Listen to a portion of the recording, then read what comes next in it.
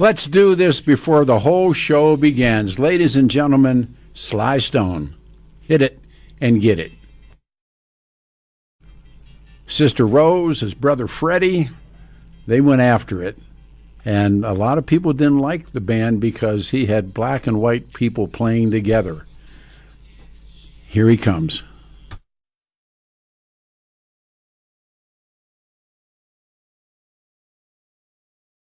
Singing about this time of the year.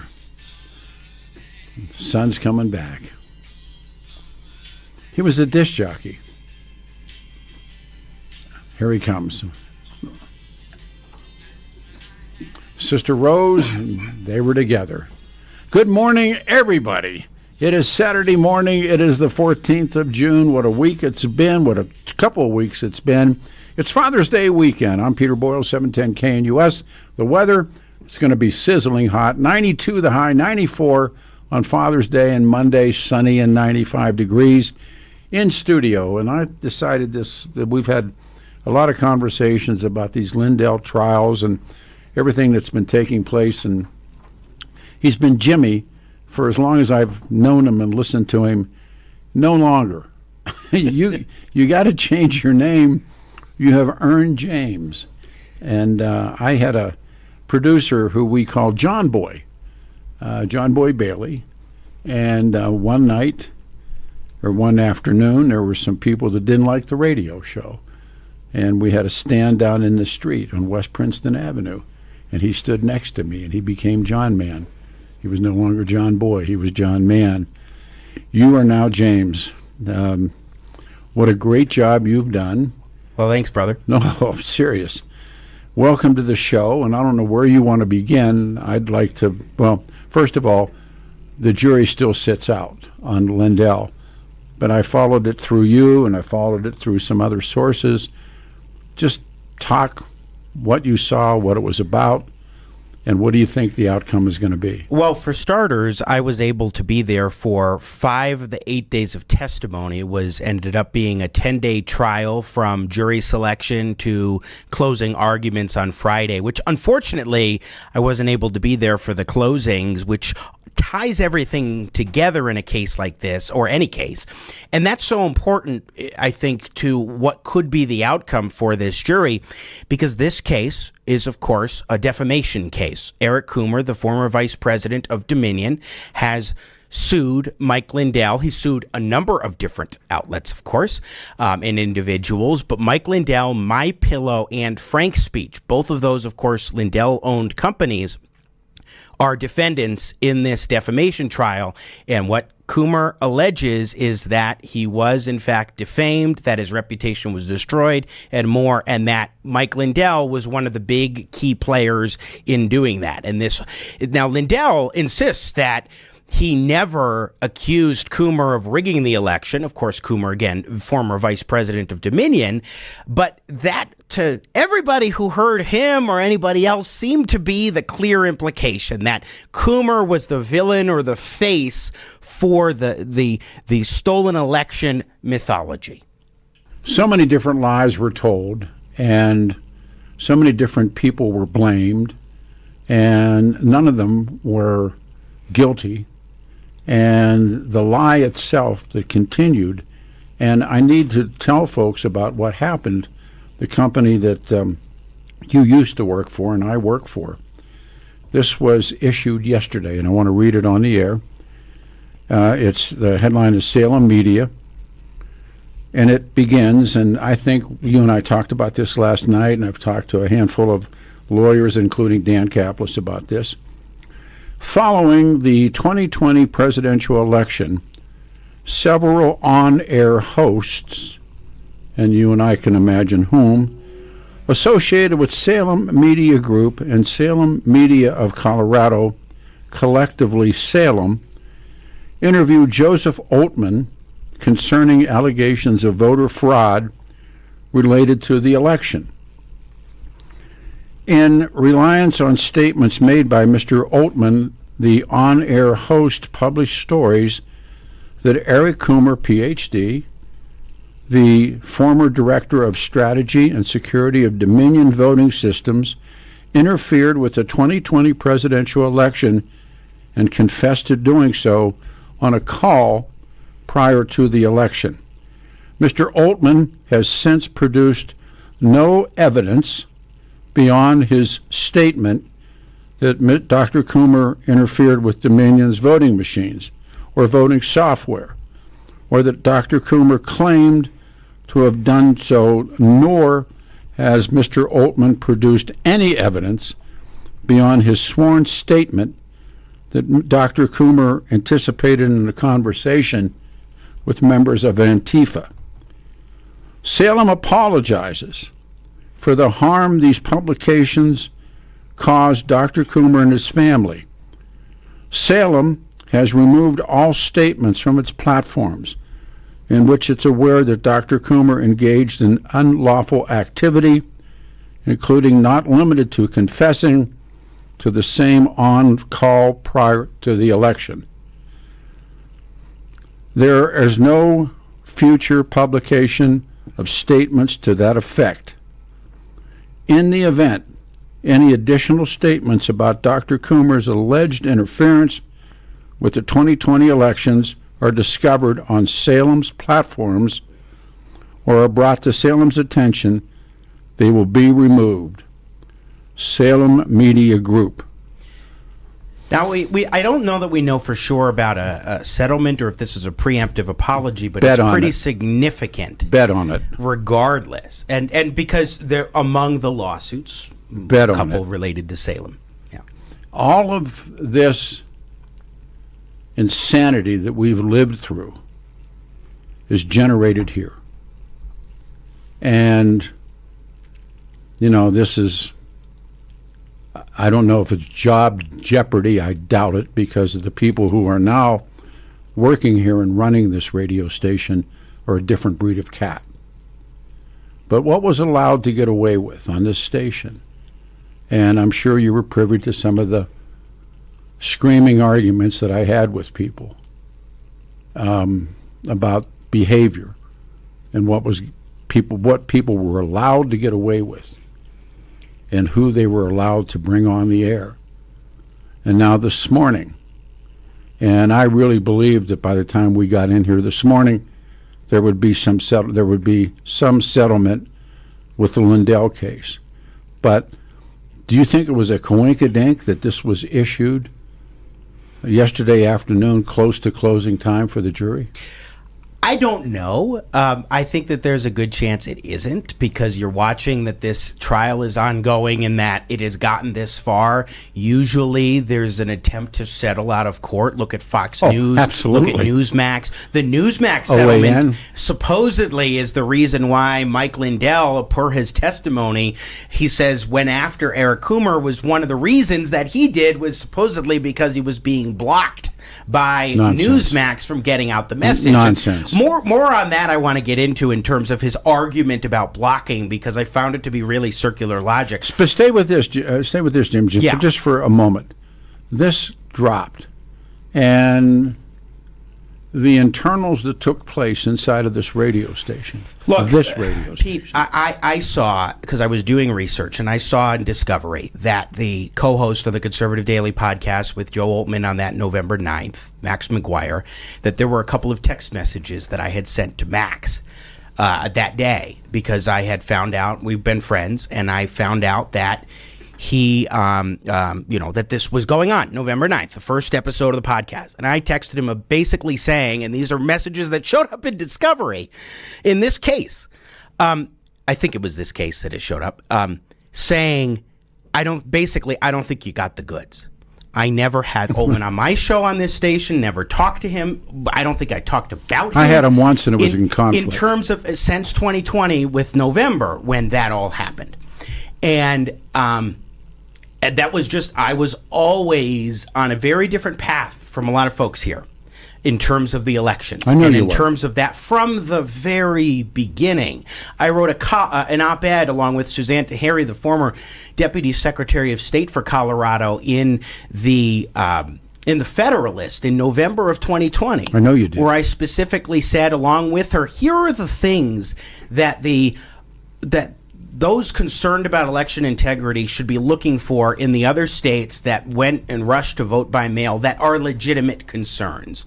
So following 2020's election in November, that was the path that I took, which is why I felt entirely comfortable in August of 2021 calling for the resignation of Tina Peters, which was pretty darn quick after this story broke, and got me a lot of flack from listeners, and to this day, but I think that it was the right thing to do to take that path. I went through John Eastman. John Eastman came, and I think I was set up. But the day will come, and John Eastman came on, and John Eastman was the brains, the alleged constitutional brains behind Donald Trump to how stop the count. And he was there that day in January. He came on the radio show, and the people that set it up for me to do this. And he did his affidavits, which are, it's ridiculous. And he said he had affidavits, and I said, I'll sign an affidavit for you that I saw Bigfoot in my driveway this morning. And he made a derogatory remark and hung up. And then it began. And the threats against my family began. And the threats that continued. And I have the receipts in law enforcement. If anybody doubts that those things didn't happen, I have the receipts. And so I watched this, and I watched the things that were said, that Lindell had the goods. How many times were we told Lindell had the goods? You were in the courtroom. Did Lindell ever offer anything? I am so glad you asked this question, Pete, because when you make a case that relates to the 2020 election, and especially when the plaintiffs are actually bringing forward an expert that both sides recognize or accept to be an expert in court, you would expect that Lindell might do that and say, here's the evidence. He had the opportunity. This was the grand chance in open court. It's exactly what they wanted. With the jury there. He claimed to have at least 35 experts. Yes. And not a single one of those experts that Lindell had look into this testified. They did not present any particular evidence. They did not try to bring in the Tina Peters reports from 2022. None of that. The only way in which they brought in any particular issues was through clips from the documentaries, that so-called documentaries that Lindell had put forward. That's right. Number one. And number two, through cross-examination of people like Matt Crane, who I know you'll be having up. Crane's coming on this morning. And also with Alex Halderman. And Halderman's a very significant player. Dr. Alex Halderman is a computer scientist, professor, and expert and recognized in elections. He testified, and during Lindell's testimony, Lindell talked him up in two ways. One, he said, I respect his opinion. And number two, he said that it was Halderman and another expert named Harry Hursty that were the inspiration for him to have any concerns in the first place about the voting machines. When in 2020, in March of 2020, a documentary called Kill Chain was put out by HBO, which was nominated, I think, for an Emmy or something, for an outstanding documentary. And that was supposedly his inspiration. But yet, he never had Halderman on his side testifying as a witness. Instead, Halderman was there as a witness for Eric Coomer's team. And then during cross-examination, they basically tried to impeach or at least attack the credibility of Halderman through some of the clips from the video. And Halderman was very clear. He called what Lindell had claimed science fiction. And he said... Crazy town. Yeah. And he made the point that, look, you are totally misconstruing everything that I was saying. You're taking these clips out of context and putting them into the documentary. In no way did I actually argue for any of the things that Lindell claims. And this is the guy that Lindell cites as his inspiration for voting machine issues. What we went through on this end of the microphone, in this studio, in this radio station, will be, legion for things in the future. But when it got down to it, and I would hear again and again, Lindell had the goods, and we weren't allowed to be in court. Well, I thought when it came time for Fox News to go to court, why didn't they all rush and save?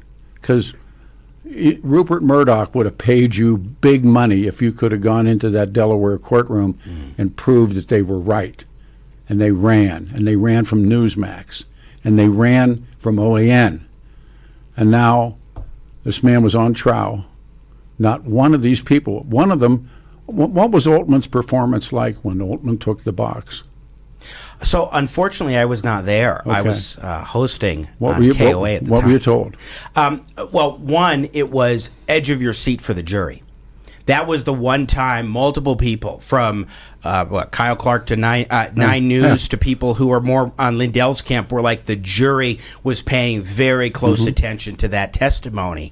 But he, again, did not provide any support or evidence for his allegations that there was an Antifa call.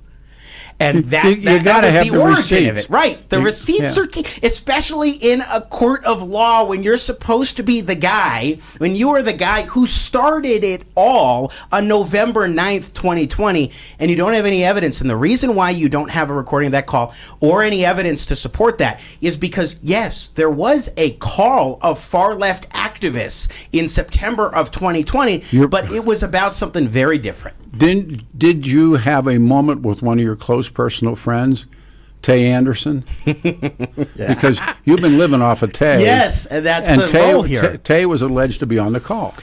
You know what? It was wonderful. I arrived a little bit late. I had to go into the overflow room on Monday, and I think it was Monday, and there was... Well, I sat down, I was there for a bit, and then walks in Tay Anderson. The overflow room is just a lower floor in the court, but another courtroom. And in walks Tay.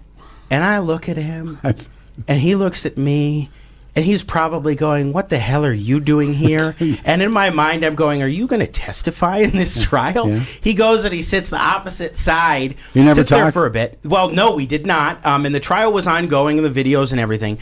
But then Kyle Clark comes in, and he sits over on my side next to me. Tay leaves.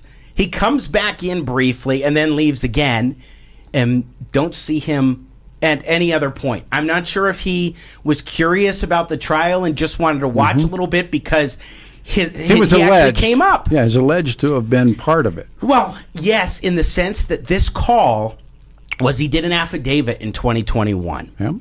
And what the call was about was he was very concerned about this activist who had been making threats to him. And so he wanted more security at this Black Women's March. Remember, Breonna Taylor had died. Absolutely. And so he had an affidavit saying that's what this was about. And I have to say that for the first time, maybe, I believed Tay Anderson because there's contemporaneous support as well. I know he had these concerns about this. So it doesn't help that case. We're coming up on time. Yeah. James Sengneberger, Peter Boyles, 710 KNUS. We're going to get the lines open. Is anybody going to say, gee, I was wrong? And there's plenty of you out there who made threats, who made the kinds of statements that you said. Have any of you, do you now still believe that lie?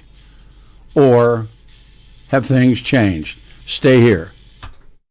Your 710 5-day forecast this Saturday. Mostly sunny skies around the metro. We'll have highs in the lower 90s and dry conditions. Lows tonight will be upper 50s, low 60s. Throughout the weekend, any thunderstorm activity should be in the foothills to the west. Remaining dry on the plains then. Sunday, low 90s. Lower to mid 90s on Monday with temps cooling to the mid 80s. Some thunder Tuesday. Weather brought to you by Colorado's Best Roofing, reminding you to protect your home from the harsh Colorado weather. Schedule your free no-obligation roof inspection at roofingcolorado.com. Meteorologist Don Watzel in the 710 KNUS Weather Center.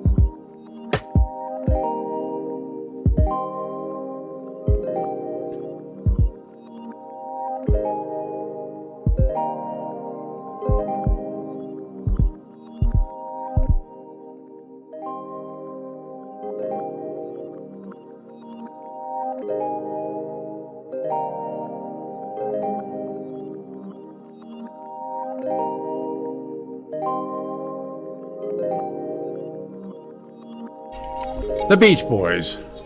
Al Jardine, Mike Love, Brian Wilson. Wow.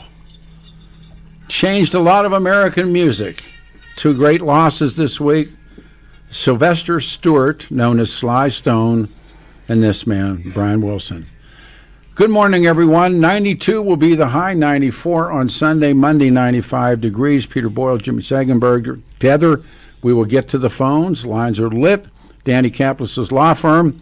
Dan suggests that you choose a lawyer that shares your values, and because who you choose to represent you in an injury case says so much about you and everybody involved in the case. Dan, and actually we texted this morning, son of a cop, also former seminarian, dedicated the last 40 years of his life to helping people who are hurt in serious motor vehicle crashes. The only attorney in Colorado history to win 5 straight multi-million-dollar verdicts in Colorado crash cases. Dan's also believed to have won the largest truck crash verdict in Colorado history. Former, and again now, the official law firm partner of the Nuggets and the Avalanche. Danny's the man, and my family went through some stuff, and Dan was our guy, and I can't tell you what a great attorney he was for my family. Dan Kaplis' Law, serious firm for serious cases. Dan accepts righteous injury cases on percentage fee basis, so he can represent good people from all walks of life without regard to the ability to pay.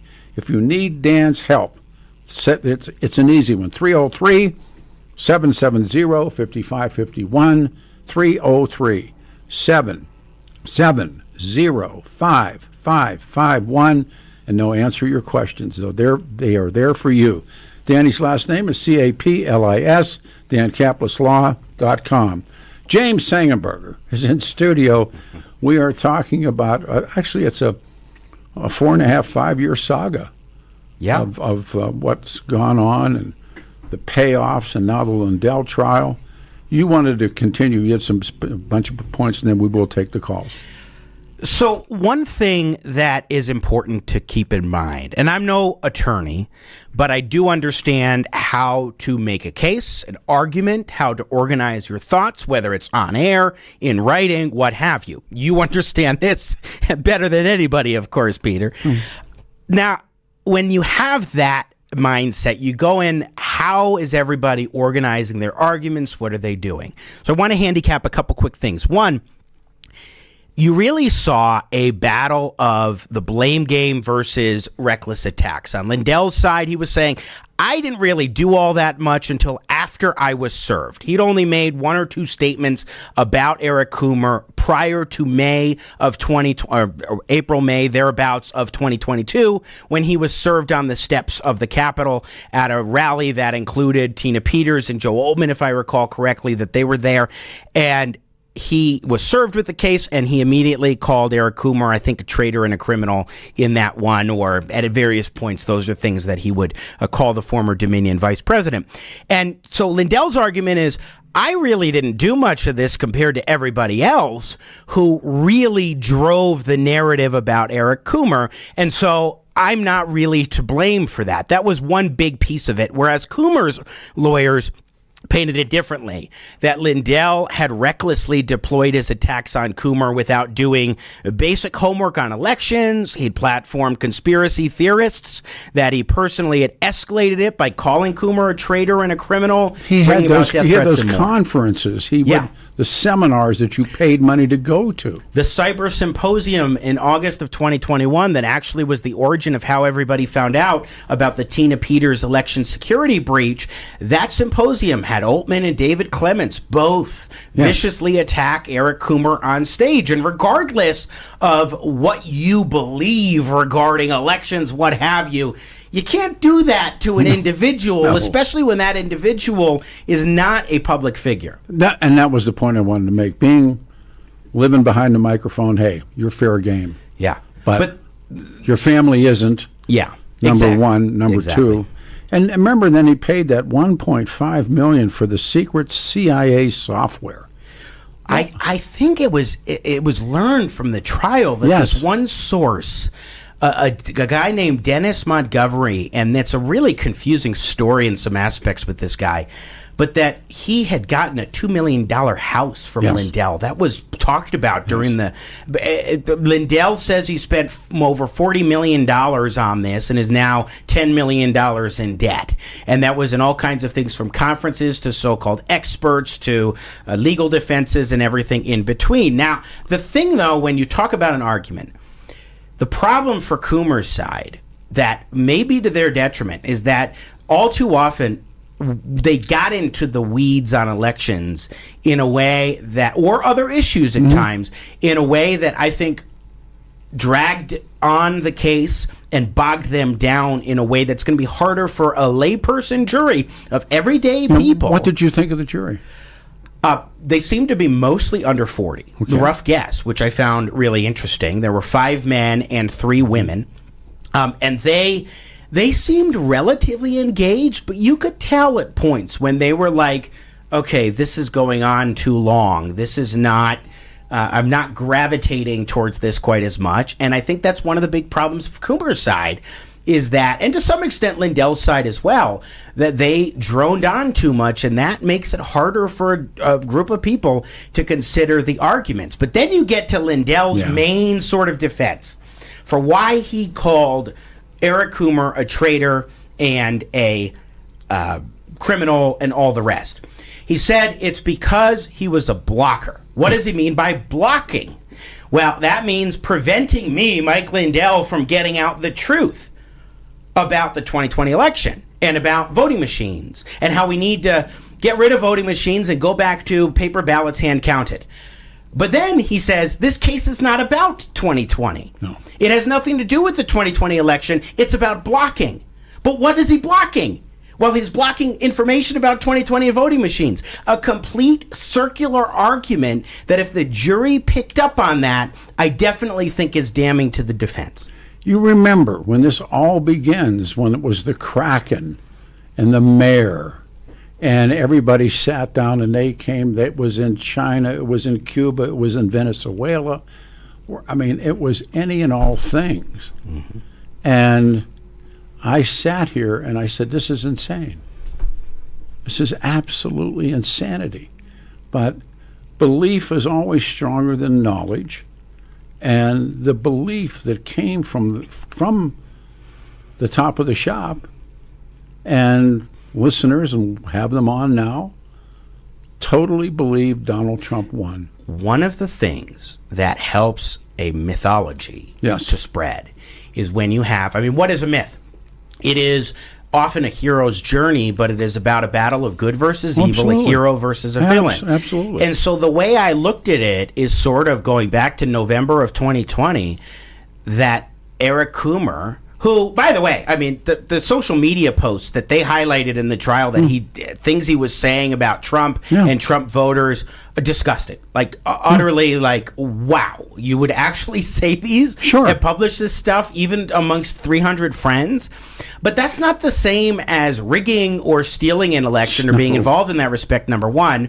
Number two, doesn't justify death threats and publicly being lambasted as a traitor because of things that you said that you posted on your Facebook that you shouldn't have posted.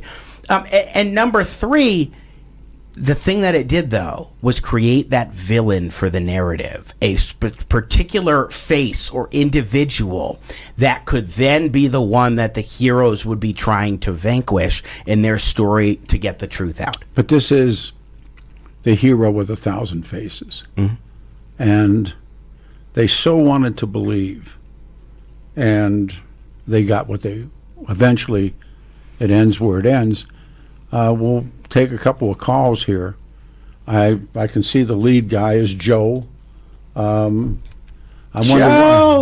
wonder what Joe believes. Good morning. Hey, Joe. Good morning, how are brother. you? Jimmy, I haven't talked to you forever. Peter, how you doing? I'm well. Good. Well, I listened to your promo, and I'll help you. You said, will anybody lift their hand?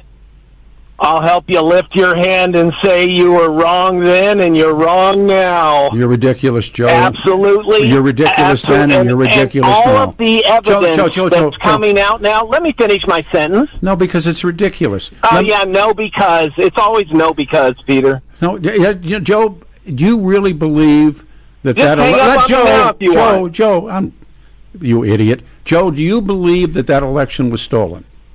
Well, you idiot, yes. What is your proof? Well, how about the director of national intelligence coming out just 2 weeks ago telling us that the machines are viable to be rigged? It's not proof. Duh. It's not proof. Do you have any evidence that the election was rigged? Hilarious. Joe, that's You're the question. hilarious. Joe, was You're hilarious. What did how about this? What did I tell you guys? I told you that was going to happen. Well, hey, how about the 34 felony counts that Trump got convicted on in New York? Red Your herring. court is as believable as that. The Colorado courts are even more monkey. What did I tell you? I'm sorry. I told you this would happen. I knew it. You know why? You're in the tank for the not rigged election. That's me. The truth? You're in the tank for that. Where's the representative in your crew? Like, where is Randy Corcoran? How about Randy Corcoran? Where is he? Doesn't work here. He doesn't work here. Well, why don't you have him on as a guest and let him spill the beans on you? On me? What beans do you think are going to get spilled on me? Well, for one, you've always been in the tank for the non-rigged election. You never looked at the evidence once. You really didn't. Amazing. I can only say this. Everybody that looks finds something suspicious. Suspicious? Why don't you get any of the computer experts? Joe. Eric Coomer is a puke. Joe, I don't mind saying it. Joe, why did they not bring you into that courtroom to testify? I would have been a better character witness for not just Mike Lindell, but also for election integrity. Hey, Joe, can I ask you a question? There is none in this state. Joe, can I ask you a question? There is no election integrity in this. And I told you. Okay, how about your friend? How about your friend Matt Crane? Yes. Has he ever explained why his wife is working for Dominion and he is working as a clerk? Hey, you know what I think would be great is Peter can do what they did in court and give Matt a chance to talk about that history. But what's interesting, how Joe, is he viable as a witness? You were the His one. His wife Joe, works for Dominion. Well, that what makes do him you not guilty. understand? So what? So what, Joe? What? I know. Really? I was Come hoping. on, man. Joe, I was hoping you would call. I was hoping, honest to God, when I cut that promo, I was hoping you would call. Thinking that there was a viable court here in Colorado is like saying that Stalin trials were good. Give me a break. Right, Kangaroo court. Take a final comment. I'd like to see you sit down and actually have a conversation with somebody like Randy Corcoran over the air with a moderator. Well, no. First of all, somebody who is unbiased. Yeah, right. No, that can at least spill out the evidence instead of just having you and Jimmy and Billy sit down and rag on Donald Trump. You'd have to know more about the backstory, but I appreciate it. I'll give you one more shot, so when you can say nobody hung up on you. Take the last comment. I respect you as a historic figure in radio. However, you failed miserably in this election. You were wrong in this election. You're wrong about Donald Trump in general. He's a great president. You were wrong about the Dominion machines. Every knows now they can be rigged except for you guys that still maintain that nothing happened in the 2020 election. Every other country where they are used, they get rigged elections, and everybody knows it. But you guys, no, Dominion's great. I knew this really? Did Come on, man. I took the bet. Thanks. All right, we go to Don. Don in the Springs. Will anyone say, gee, maybe I was wrong? Don, you're on the radio show. Hey, Joe, where you go with that ballot in your hand? Yeah, I had to throw that out.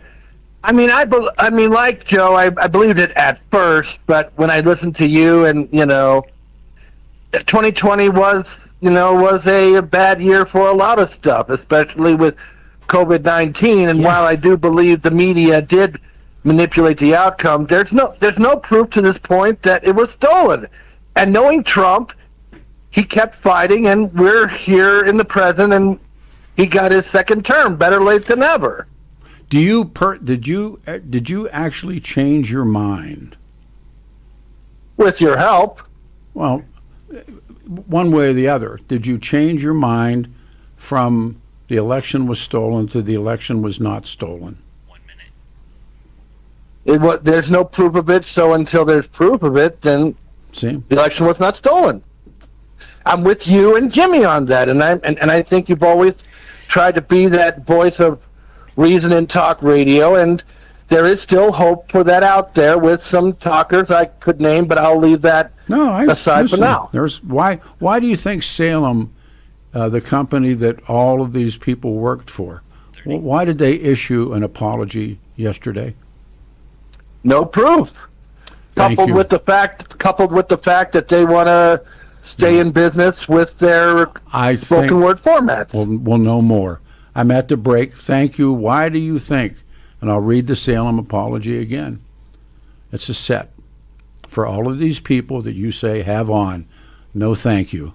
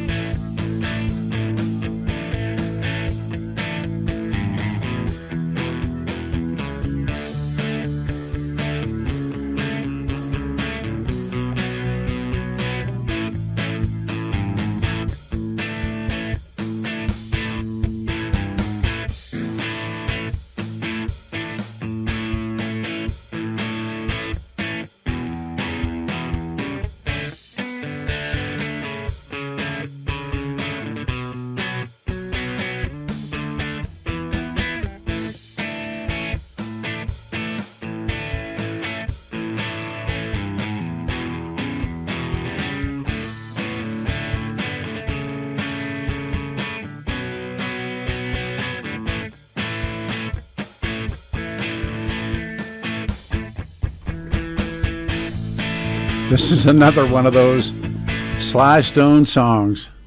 One child turns out to be the one that mom loves to burn. The other turns out to be the child that loves to learn.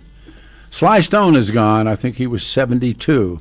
710 KNUS Denver's talk station. Lines are full. Jimmy, a.k.a. James Sengneberger, in studio. The outcome. How can you still continue to believe? 92 the high, 94 on Sunday, 95 on Monday. Dick Wadhams will do a quick drop with us. You wanted to say something before we went back to the phones about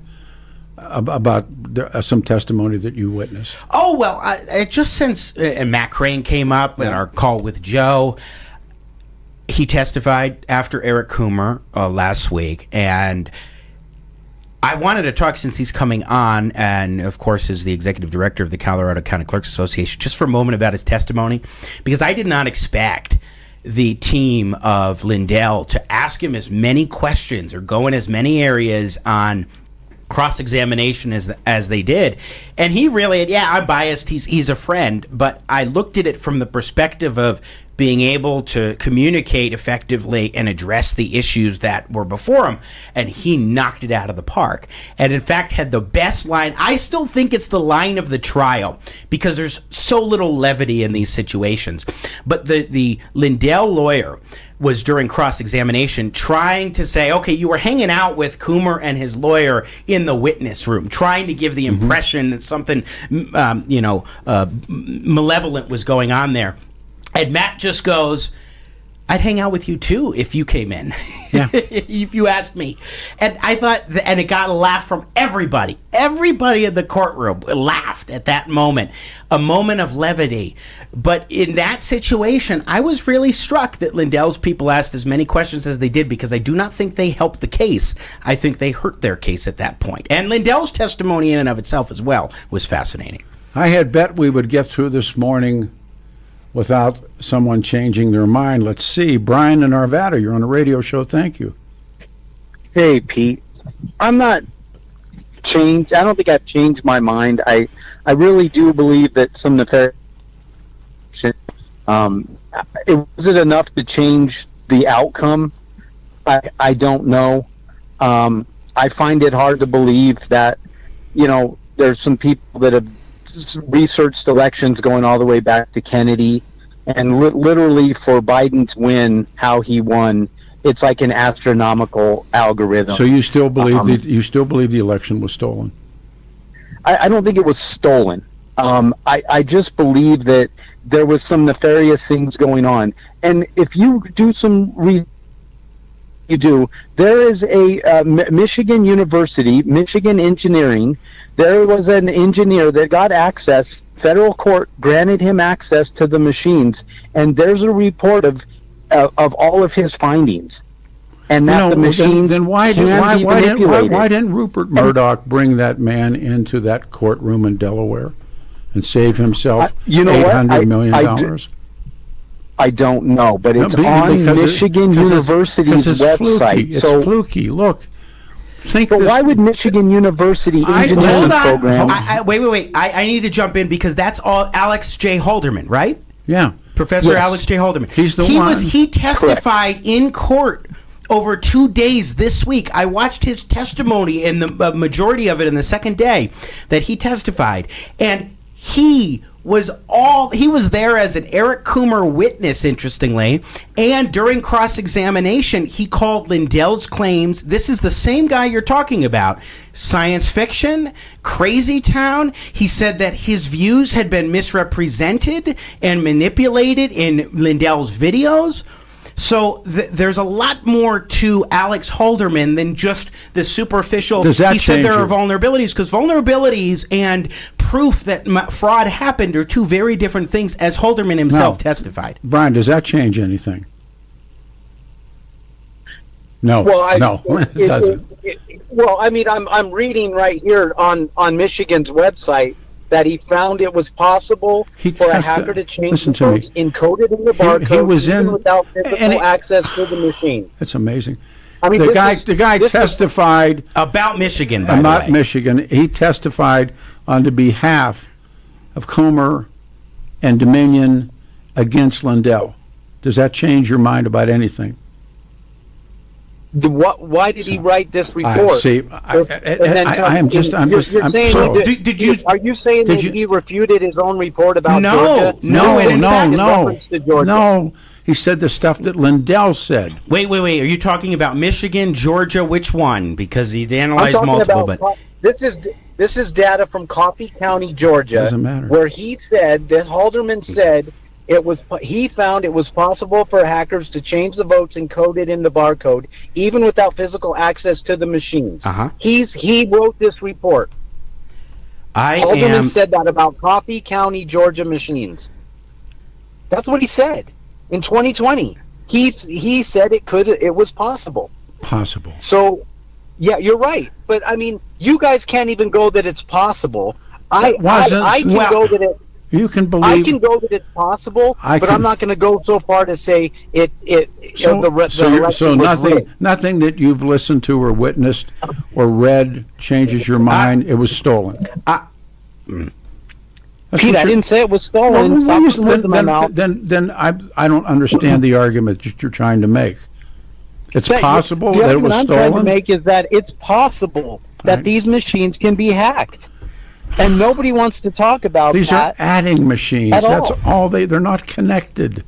This is not. This guy said they can be. What did he say in court, Jimmy? What did he say? I'm looking. I have all of my notes here because he literally went through all of these explanations into Georgia, Michigan, Arizona, Wisconsin, Pennsylvania, and broke down what he was actually getting at in terms of the reports. And one of the things that I have from my notes here is that he said the Georgia statewide hand count of the presidential contest found no significant discrepancy from the reported statewide totals.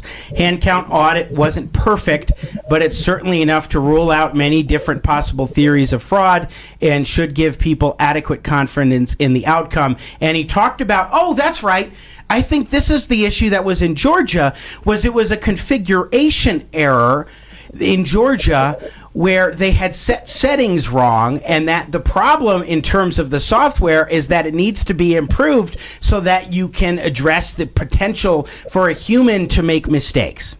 That's the essence of what he got at. Take care of yourself. If I recall correctly. Take care of yourself. All right. Littleton, Jim, right in a row. This a show I predicted, and I don't do this very well. Jim, you're on a radio show. Good morning. Good morning, Peter. A very interesting topic today. Hey, I'm just going to say the 2020 election, I'll copy it, was a perfect storm. And I would say, I think the Democratic Party wanted this whole thing about the machines. I think it fit right into... Do you believe the election was stolen? I will answer it this way. There were more ballots cast in the election. So in other words is yes. Than there was 2024. It's not an old way of doing it. No, and I'm just asking you. I'm just asking you. Yeah, I believe there was voter fraud strategically placed, not through the ballot, not through the machines, but through mail-in ballots. Either way, it was stolen. Okay, all right.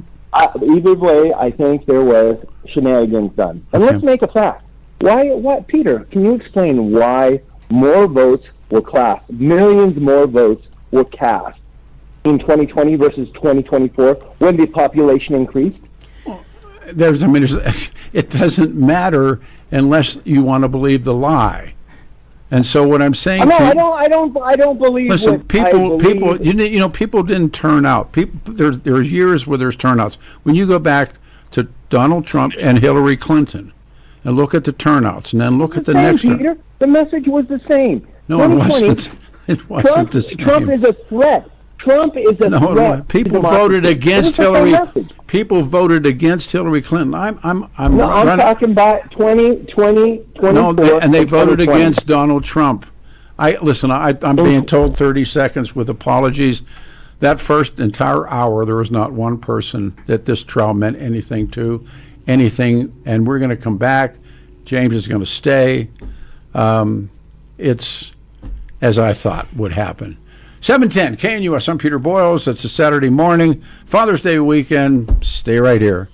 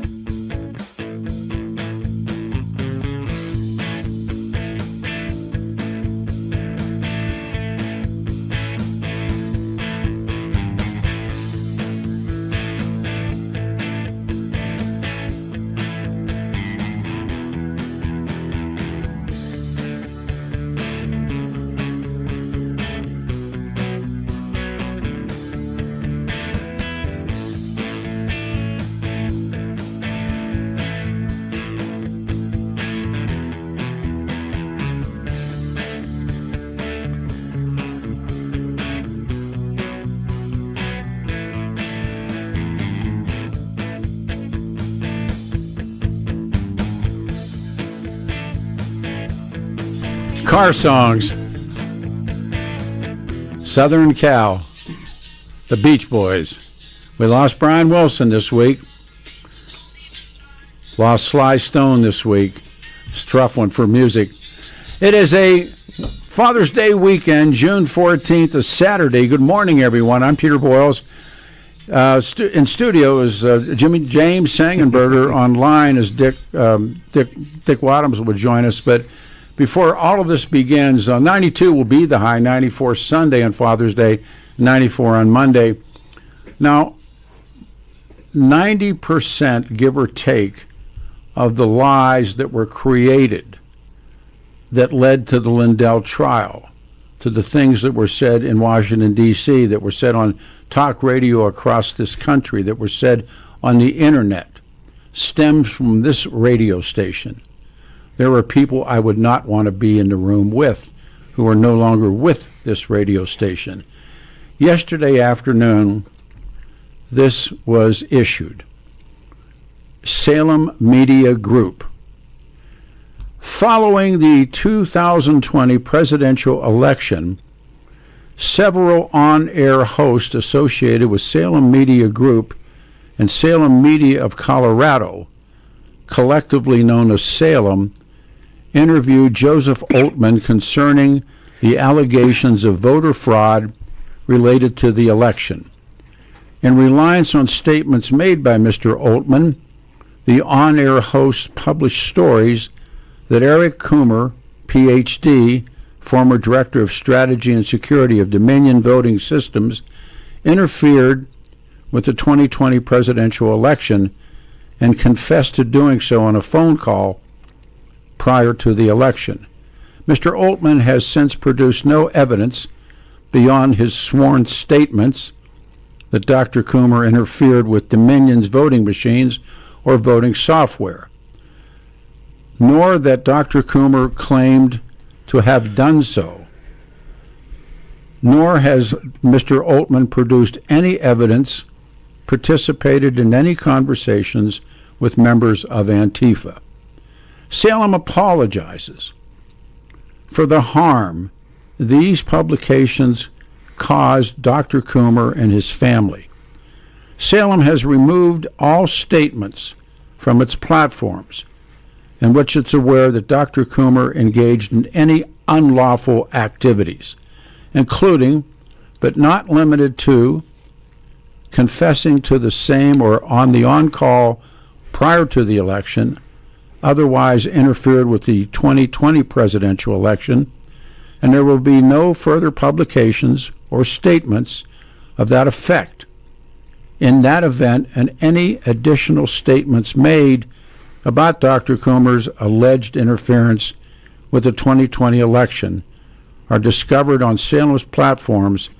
They will be brought to Salem's attention and immediately removed. Now, I don't know where to begin. We've had this entire 4.5 years of a lie that we've had to live with. So at the end of this trial, where you can see this man sitting on there watching these people in action, and I made a bet with myself, no one would change their mind. So the entire last hour of phone calls, it was even worse. Now, kind enough to be with us, he was Jimmy Sengenberger. I said he's now James. And on the line with us, if you want to bring him up, and again, this is really significant. Let's see. Dick, are you there? Dick Wadhams is there. Dick? Yeah, sure. Yeah, okay. Yeah, Peter, I am. Morning, Dick. And Jimmy's here. Hey, Pete. I mean, Jimmy. And so, did you listen to the first hour? I heard the second half of the first hour, and I just was rolling my eyes listening to all these folks.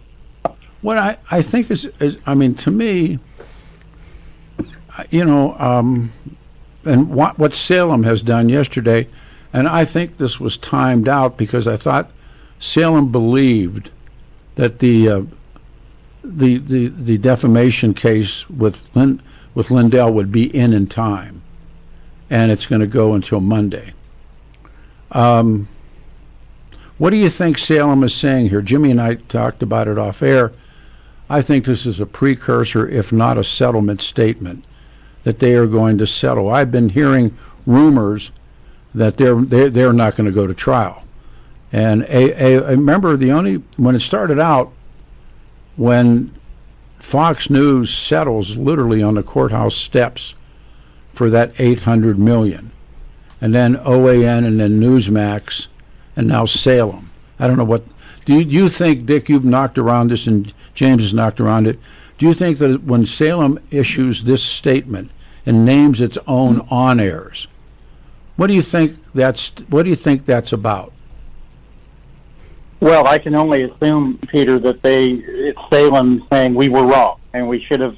That's right. We shouldn't have let it happen, and we regret it did, and that the claims made on unfortunately on Salem stations Salem stations on this station were KNUS, which is unfortunate because KNUS has been a great station in so many ways for so many years, and it's just sad that it allowed itself to be pulled into this vortex of lies and hysteria that we've heard, and that we've heard that I heard this morning on some of the callers called into you, Peter. And so I think I'm glad they did it, and I agree with you. I'm certainly not privy to any of the legal situations, but it strikes me that this might be a precursor to a settlement, but who knows?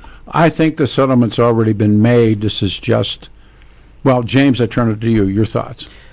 I tend to agree. I mean, I think we're at a point where you go to court or you settle. Because in court, and in this Lindell trial, we don't know what verdict will come down. And I do think that there is a chance that Lindell prevails in this case. So I don't think it's a great chance. So you say there's a chance? Yes, I do. I'm saying there's a chance. I don't think it's a great chance, but I think for a couple of reasons we talked about early on in the show that there is, and that could maybe give a signal. But I really think that, you know, the case against Lindell is going to be different from the cases against others, other sorts of platforms in their own way, because they have some nuances. Regardless of what happens in this case, I don't think a lot of companies and individuals want to go to court. Of course not. But what's important is the generation of lies that came out of this room that eventually end up on Fox News, that eventually end up on Newsmax, through steps or through filters or passing the football. The lies that were told here end up on Fox's morning news. And when they rolled, that was the beginning of the end. But what's significant to me, and I bet $100 that nobody would do it. Dick, hey, Jimmy. Yeah, I was going to ask you and Jimmy, because I know you both followed this trial very closely, and I read the news reports. But was the Lindell case essentially that, well, he really believed in these attacks on Coomer, therefore he should not be held responsible for them? Is that essentially, is that in a nutshell what they said? So you know, Dick, I was in the courtroom for 5 of the days, so half the trial, 5 of the 8 days of testimony. That was one of the big points, yes, that they wanted to stress that he believed everything he was saying, and that should justify some of what he stated and all of that, because he believed what he was saying at the time, and he still believes what he said for the most part back then, and that continues. He had a couple of other key things in his argument as well, Dick, that included, one, I only started really talking about Coomer, or most of my statements were after I was sued in 2022 on the steps of the state capitol, and then I made more of the statements that they're identifying.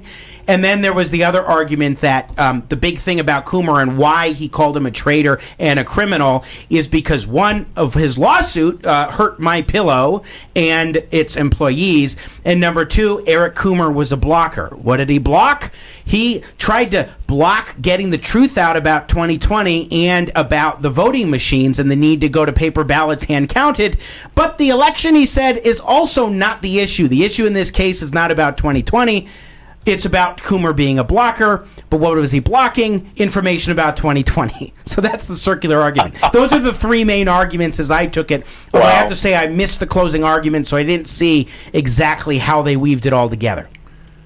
Dick, go ahead. Yeah. I mean, when I read that, I thought, well, so that means you can impugn the reputation of someone as long as you believe it. Then you have carte blanche to say anything you want about somebody. That's amazing logic to me. You know, to try and make it funny, I'm a Seinfeld fan, and George Costanza used to say, "It's not a lie, Jerry, if you believe it." Remember, he would tell women he was an architect, or it's not a lie if you believe it. No, that doesn't work. And those symposiums that people paid money and went to, and no, it was more than once. And he said, "I got the goods."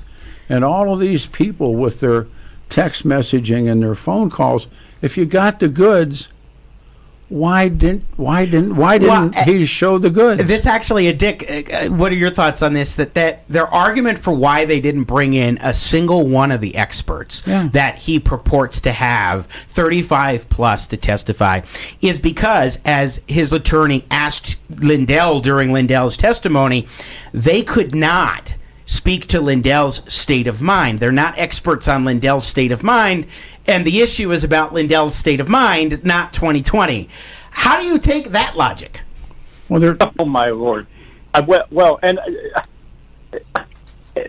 am I correct in remembering too that one of his didn't he at one symposium offer to pay somebody some outlandish amount of money? $5 million. 1.5 million. No, $5 million. And now he's reneging on that? Right, yeah. Oh, that guy, yeah. We had that guy in the air. That came up, and I thought that it was about, if you can disprove that this evidence, but Lindell at least claimed in court that the $5 million was if you can prove that this isn't about 2020, which really puts in a box where it's, if it's 2020 election data, then it's 2020 election data, therefore I'm not giving you $5 million. But my understanding was it was about, basically disproving the supposed evidence that it was proved anything.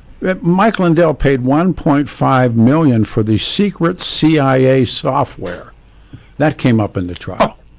Remember the secret software? And the idea that he had two computers that were something on the order of $100,000, supposedly, that were purchased, one for the symposium and one for Florida. And I'm like, this isn't the 1960s when you have a massive supercomputer eating up an entire room. $100,000 computers and two of them? Boy, I'd like to be building those computers myself. That would be very nice. But to me, Peter. You go ahead. I'm sorry, Dick. Oh no, Peter. I got to tell you, after listening to the first half hour of your show, and then or the second half hour, and then hearing all that stuff, and just hearing from Jimmy who was in the courtroom, it just strikes me these people will always believe the election was stolen, and in fact they're getting even more entrenched in believing that. And I was told that would happen as well. Yeah, and it just amazes me. And then throw in the Tina Peters thing. They're convinced that she's some kind of a hero for their movement, and I don't know. How much money did Lindell give Tina Peters? Something on the order of at least $2 million, whether that's direct from him and or through his Lindell Offense Fund. Because remember, she fled. She wasn't supposed to leave the state. And he talked about how he provided her a credit card when she left. Yeah. Went into hiding, or you said at the time, Peter, I remember, on the lam. On the lam. When she went on the lam, he paid for her credit card and her hotel stay. And that was something that he talked about. I mean, a lot of money swashed around. He said over $40 million of his own money that he put behind this, from the symposiums to paying people who are so-called experts to buying a guy a $2 million house to, the list goes on, and then he's $10 million in debt now. Why hasn't Donald Trump come forward and offered any help or any backup on this? And I will respond to this guy about the 60 election, Tim Egan. Peter, if you have the goods on the 60 election, it isn't my goods. These are historians talking about West Virginia, These are people who interviewed organized crime figures. These are people who talked to the Daily Machine in Chicago. This isn't some made-up gobbledygook, Tim. These are people who showed you, and it wasn't dealing with machines. It was dirty miners and it was dirty cops in West Virginia to win the primary. It's not even in the same league as 60 and what happened, so take it on down the road kicking rocks. It's two separate issues. These are people that are fabricating. But what's interesting to me, and like I said, I made the bet against it, the bad information will continue to spread. We have had so many people this morning talk about that it was still, no matter what you saw in that courtroom, no matter what you've heard, no matter what you've seen, the lack of any evidence, it's still true. And Pete, you know what's so sad about this is that it really does undermine our system to have this. Undermines the country. It does, and we all know that Hillary Clinton kind of started this after the 2016 election, but then she kind of pulled back. But she started this. But these guys have pushed this to unbelievable low, and I just fear that we'll never have another election where the losers say, "Oh, well, it got stolen from us." I mean, it's just really concerning. Well, and one thing, we had a caller earlier talk about the Halderman report, and he's an expert who testified for Coomer's side, and that I would argue the Lindell attorneys were very unsuccessful in diminishing his credibility. But the thing is about this report that I was trying to get to but didn't really hammer home is that Halderman says specifically among his conclusions in this report that while there are some vulnerabilities with the system, and make no mistake, nobody is suggesting that, including me, Peter, you, Dick, that we have a perfect election system. But the thing is, how do you mitigate those vulnerabilities, and were they exploited? And Halderman concludes in his report. And Halderman concludes in his report that there are vulnerabilities, sure, but there is no evidence that those vulnerabilities were exploited, and you can't just say, oh, because there are some vulnerabilities, that means there was fraud. That does not equate. No, and that's why the 60, to compare it to 60 is ridiculous, and yeah, and it is way beyond. Tim, it's not. Forget it. It's that people are looking. They're looking for ways out. They're looking for ways out to continue their lie, and to me, it's sad. And I'm winning my own bet against myself, especially on this radio station. That the corporate on this radio station issued this mass apology this morning, getting ready to issue, I'm sure, a cash settlement, and they still won't accept it. Dick, hang on through a break here. Jim, you going to stay? I'm Peter Boyles. This is 710 KNUS. We are Denver's talk station. Your 710 5-day forecast this Saturday. Mostly sunny skies around the metro. We'll have highs in the lower 90s and dry conditions. Lows tonight will be upper 50s, low 60s. Throughout the weekend, any thunderstorm activity should be in the foothills to the west. Remaining dry on the plains, then Sunday low 90s, lower to mid 90s on Monday, with temps cooling to the mid 80s, some thunder Tuesday. Weather brought to you by Colorado's Best Roofing, reminding you to protect your home from the harsh Colorado weather. Schedule your free no-obligation roof inspection at roofingcolorado.com. Meteorologist Don Watzel in the 710 KNUS Weather Center.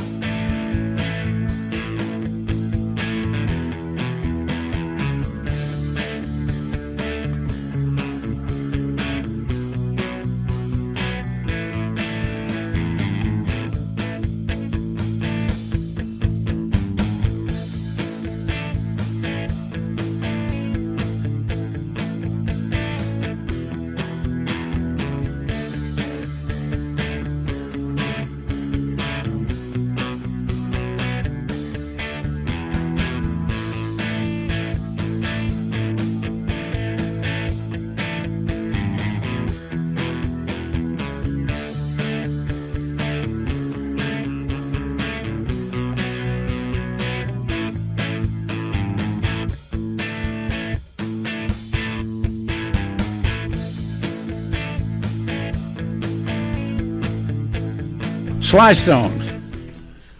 710 KNUS. We are Denver's talk station.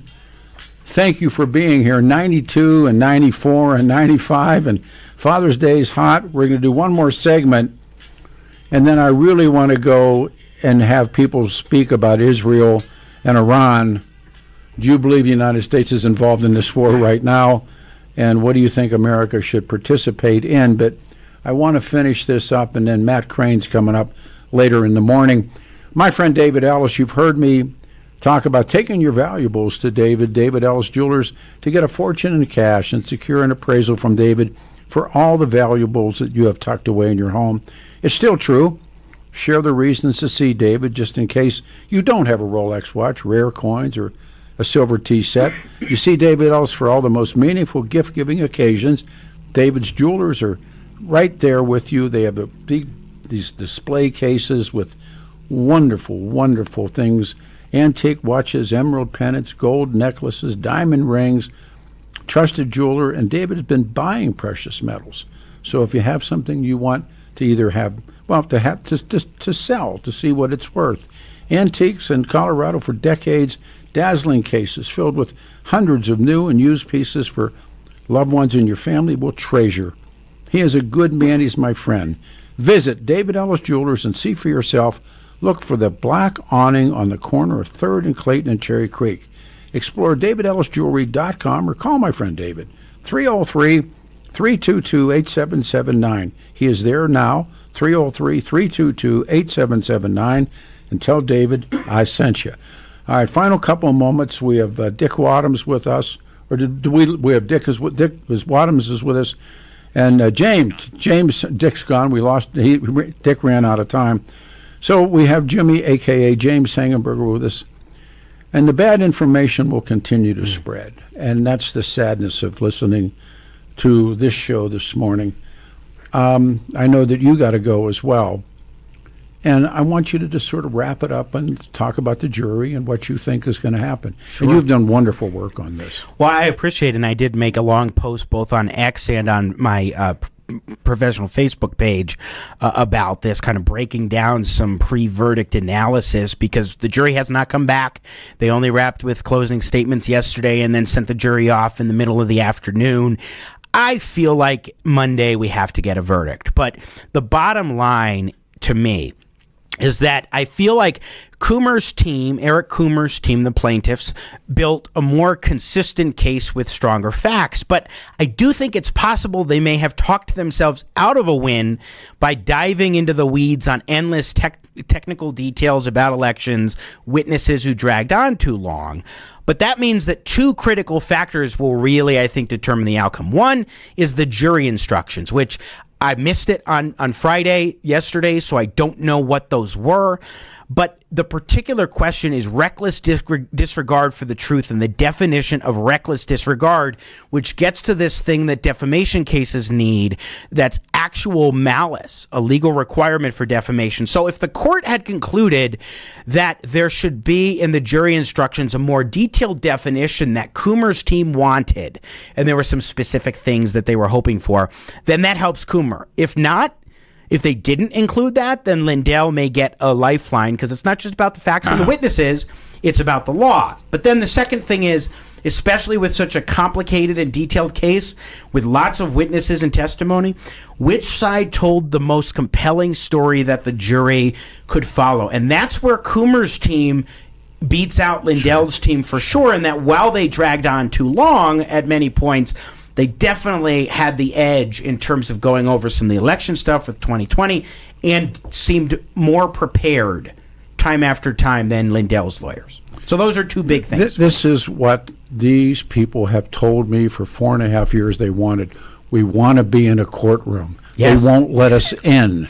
They want, and the reason is they had no standing. It was nonsense. Okay, now you're in the courtroom. Yes. What did you do? Peter, It is astonishing to me that they didn't want to bring any of that evidence when they had the opportunity. Eric Coomer's team brought in the expert who had the report the listener talked about before. Brought in this guy that they both recognized as an expert, Alex J. Halderman, that Mike Lindell specifically said, this is the guy I saw in a documentary who inspired me about concerns about the machines. And yet he didn't bring any witnesses claiming that they were irrelevant, these experts that didn't have anything to do with the trial, but he had the chance in court. Who sat in this radio station who said, I can't wait. Peter, I can't wait to be deposed. I heard so many. I continue to hear people cry about how Tina Peters didn't get to present the evidence, even though in a criminal case that actually was irrelevant. And I watched 95% of that trial on live stream and was in the room for the sentencing for Tina Peters' case. This was a time when Mike Lindell had the opportunity to bring all the evidence, and he chose not. Mike Lindell chose not to. All these names that got named this morning and sent to me, why weren't they called? They were the same. It was the same question you could say, why, when they had the opportunity, when Fox News faces down what happens why didn't they go and get Randy? Why didn't they go get Altman? Why didn't they go get these people that Joe claims he knows? Why didn't they bring them in there and save themselves $800 million? Why didn't OAN do it? Why didn't Newsmax do it? And why didn't Salem do it? These people worked for Salem. Why are they now being... Some of them. You're right, but those people used the other people to be part of their show. And the whole thing comes down to, really, you got the proof? Now your chance was there.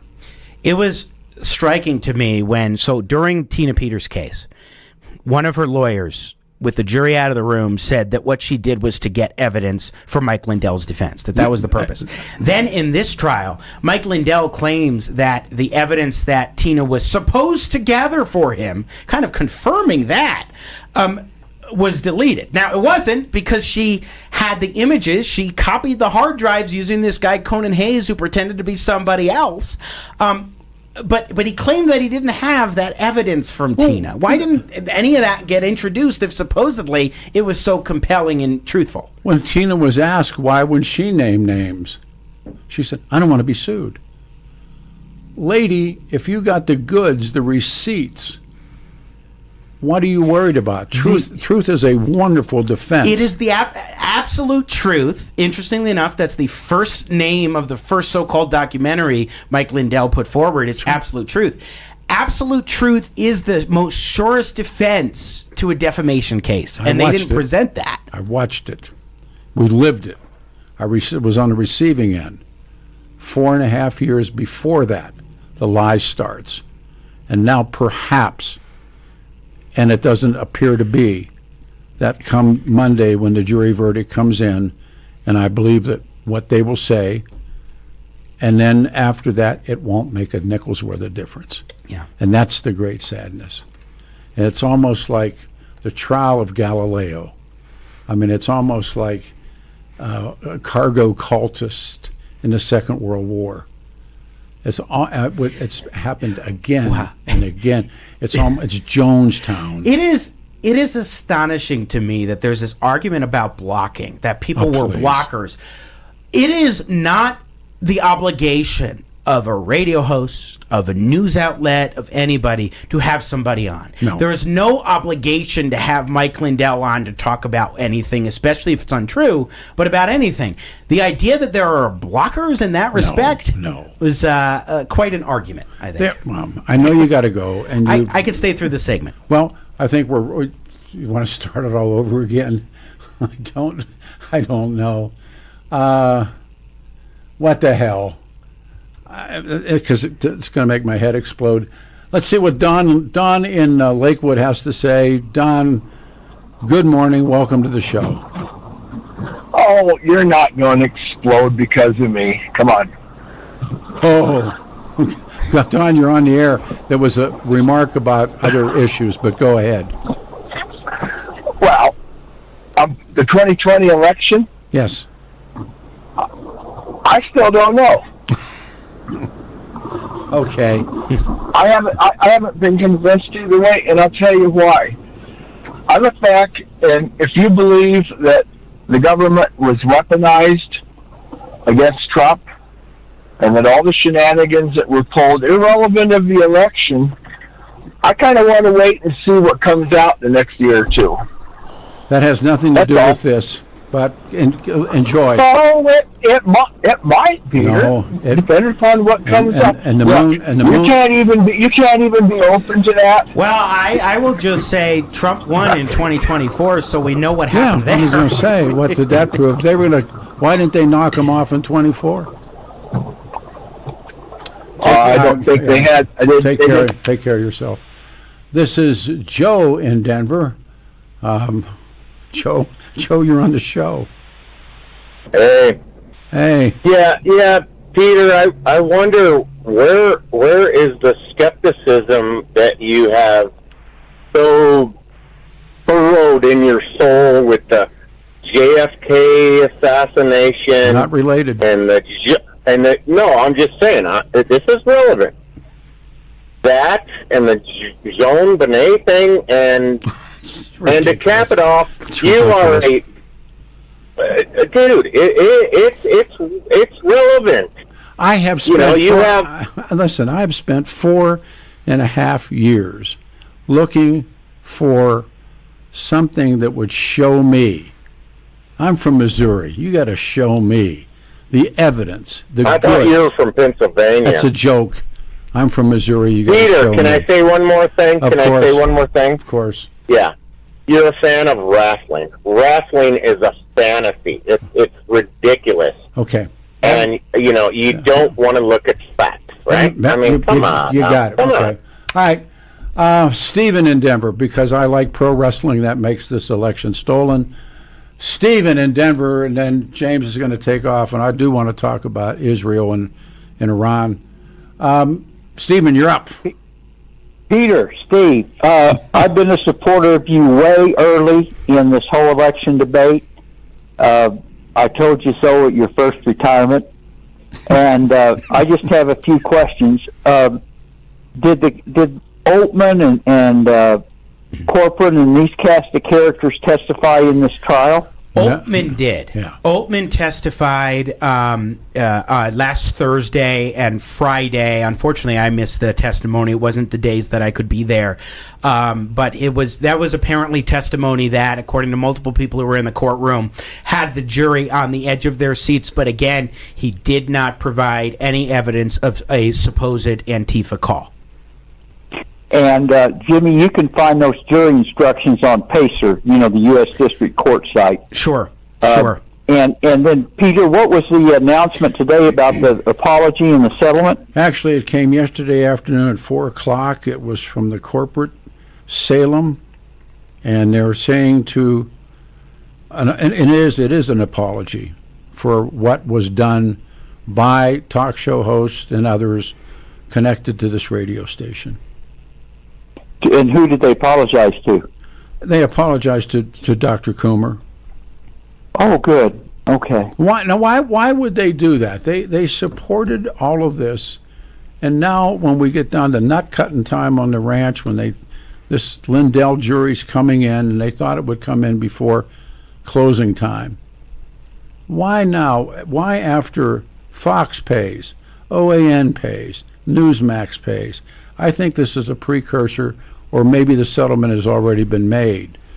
Why do you think that these huge corporations who have the access to all of these people that Joe the caller and other callers have, why didn't they bring them into Delaware? Why didn't they bring them into the courtroom in Denver and say, here's the goods, here's the receipts, here is the truth about how this election was stolen. Not some crap about you believe pro wrestling, but how. Well, I'm sorry. Go ahead. Well, I'm an employment civil rights lawyer. I bring these cases over to the U.S. District Court in Colorado and other places. The stuff gets real when you get to that level, and they had to put up or shut up. That's right. Stephen, can I ask you in that case then? If one of these so-called experts were to come and testify to something and it was flagrantly not true or disprovable, that's perjury, right? Yeah, absolutely. Well, it'd be perjury, and I don't know if it. When you're giving an opinion, it's a finer line. Sure, it's not like you're lying about your birth date. But what can happen is the jury can completely disregard it. Yes. I think people underestimate juries because a lot of that is common sense. Good point. And I think that's so. You can't. They're going to know if they're getting absolutely snowed.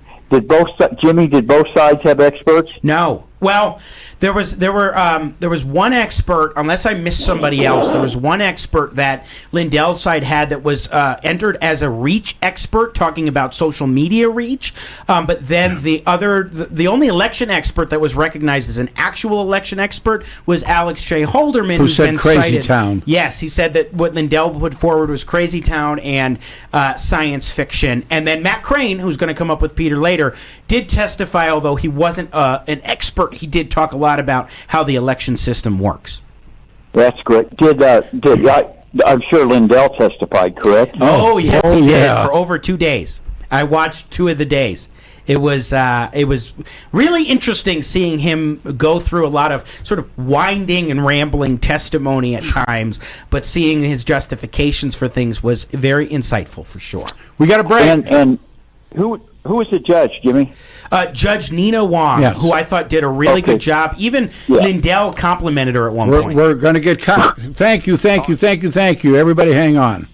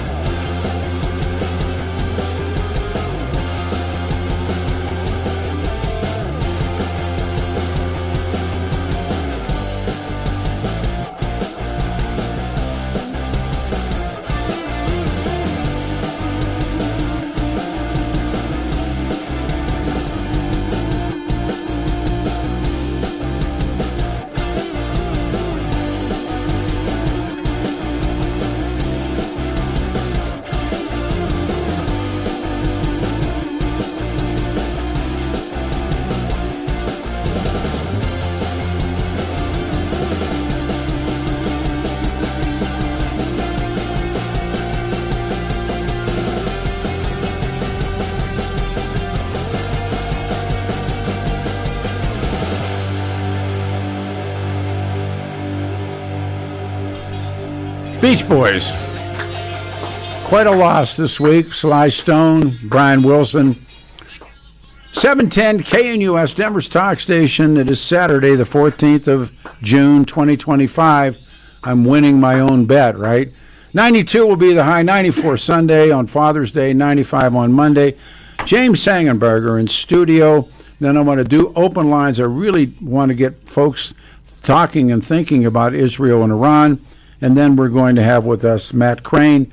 Let's go back, slick into the phones. Francis in Golden, Colorado. Francis, you're on a radio show. Good morning. Morning, you guys. Hey, I got a quick question. Was Lindell the only defendant in this? Or was it his company named or something? I'm glad you asked that. Mike Lindell, MyPillow, and Frank Speech, his two companies, MyPillow and Frank Speech, but they're all the him. other two defendants. So, those are three. all him. Yeah. But isn't he just broke? I mean, what's the hope of getting anything out of these? So they never put forward any sort of, to my knowledge, and what I saw, any sort of some financial statements to help show this. But Lindell at least claimed that he is now $10 million in debt, and he got served over again. $40 million of his own money. And he got served again. Yes, by FedEx, at court. Yeah. Yeah, it was FedEx. Just, I guess, get a judgment and try to chase them around for as long as you can. It's so the election deniers. I always felt that they were just kind of gullible, but it's migrated, in my view, to just being a bunch of stupid people. And they, I mean, there used to be some shame associated with being stupid. These people are boldly stupid. That's what really galls me. It makes me sick. Yeah. I mean, you've got to be a moron to believe this anymore. Can I say something about that? I think that your average person who believes Mike Lindell and the others on this, I think the average person is well-meaning. Some of them are actually really smart people, but they have this, what Professor Steven Pinker calls a my-side bias, that has this real impact, so that they are in this bubble of, I'm only going to believe what I want to believe regarding election stuff and willfully ignore everything else. In fact, Mike Lindell had people within his own movement that were coming to him saying, some of this stuff, don't believe it, these people aren't trustworthy, and he willfully ignored that.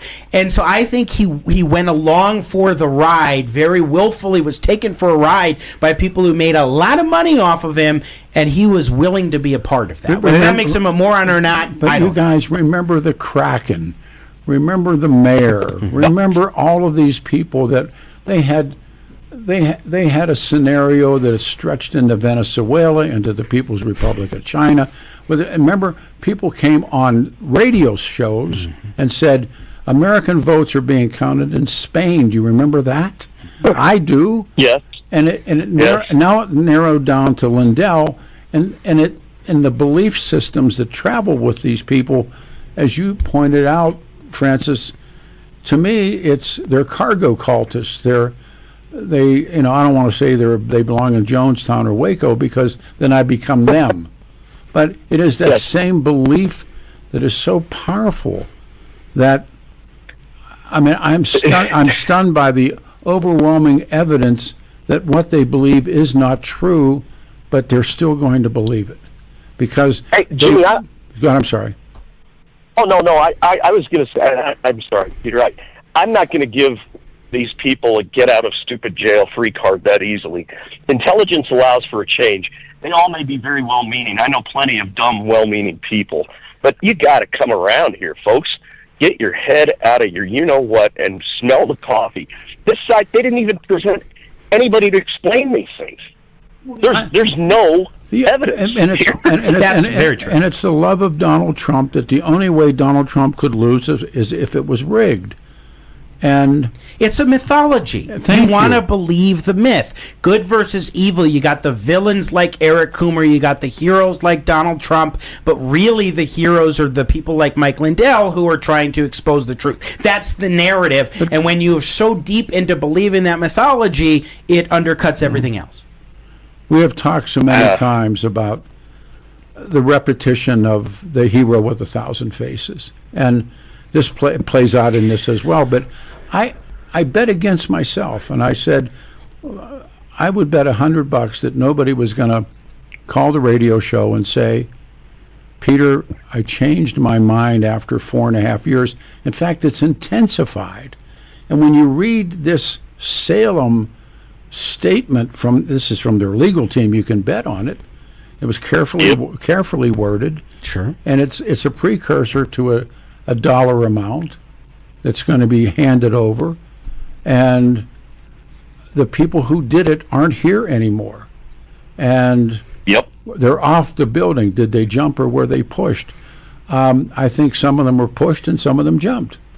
But I mean, Peter, that statement is exactly that is absolutely the first thing, and it was a clause in a settlement document somewhere. Somebody has to apologize.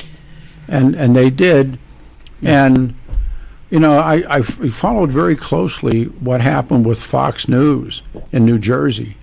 And when they got to it, they knew that if we walk in there, 800,000 is going to become 800 million is going to become $1 billion. And we do not want to face this jury and let them see what we did. It's really interesting. I'll throw this at both of you, Peter and Francis. During the trial, one of the testimonies was the deposition of Tina Peters.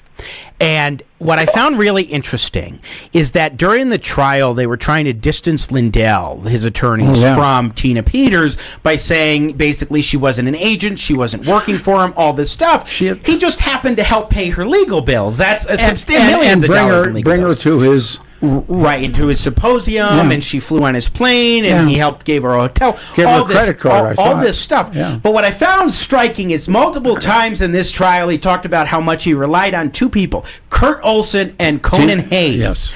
Those are two names that are very distinct from the Tina Peters trial. First of all, Conan Hayes is the guy who used Jerry Wood's identity under false pretenses to get in and perpetuate the Tina Peters breach, to make that happen and get all the data, the stuff from the hard drives, and then get it to the conference, the cyber symposium.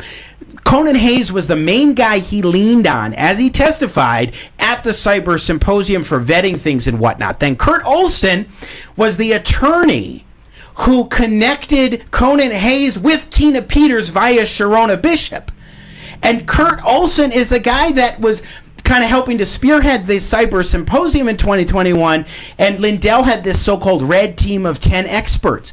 He goes to Kurt and says, "Hey, let me interrupt you to read something to you that would be, because it includes our caller, Peter, Jimmy, and Francis. You are indoctrinated morons, or worse, CIA propagandists. Please, for the love of God, get your information from somewhere other than MSNBC. Boy. I've never gotten any information from MS or the CIA propaganda. Wait, if the CIA is paying me, I'm not making nearly enough. No. But doesn't that make you understand that that's how this mindset works? That is. We have to be CIA propagandists to believe what is, in face value, simply the truth. I mean, when you have these so-called experts on the red team, this gets to Kurt Olson, at this cyber symposium, and Lindell goes and says, should I pay him? I think I should pay them. What should I pay them? What's fair? Give them each $30,000 apiece. I'm like, okay, who are the people who are getting paid exorbitant amounts of money to perpetuate this stuff? And it's people in Lindell's network. One more than you got to go. This show reminds me of people who narrowly focus on Dominion and ignore the shenanigans of the FBI. See, we're going to shift. Actually, that's where you have some of the feds.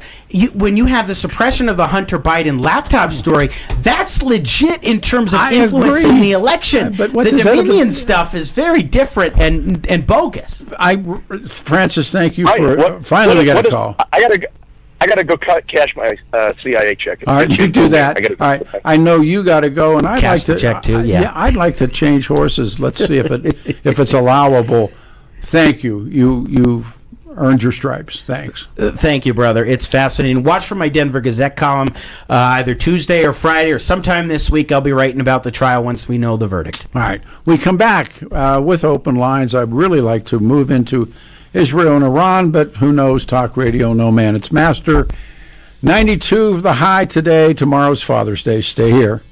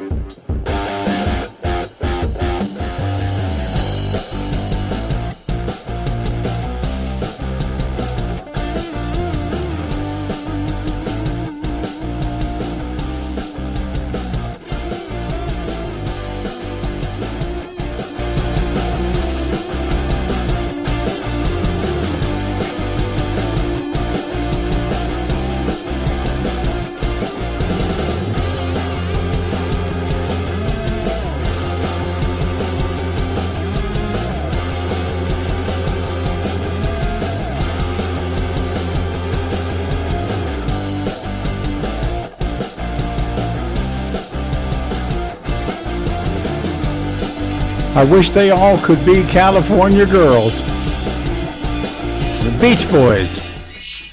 We lost two greats this week, Brian Wilson and Sly Stone. Happy Saturday, everybody. Tomorrow's Father's Day, 7:10 KNUS Weather Center weather. 92 the high today, 94 tomorrow, and 95 on Monday. Let's see if we can change horses here in the middle of the stream.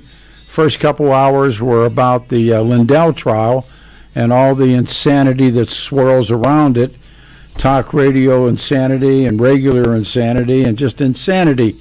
But there is another event in the world, or a series of events, and that is the war now that's between Israel and Iran.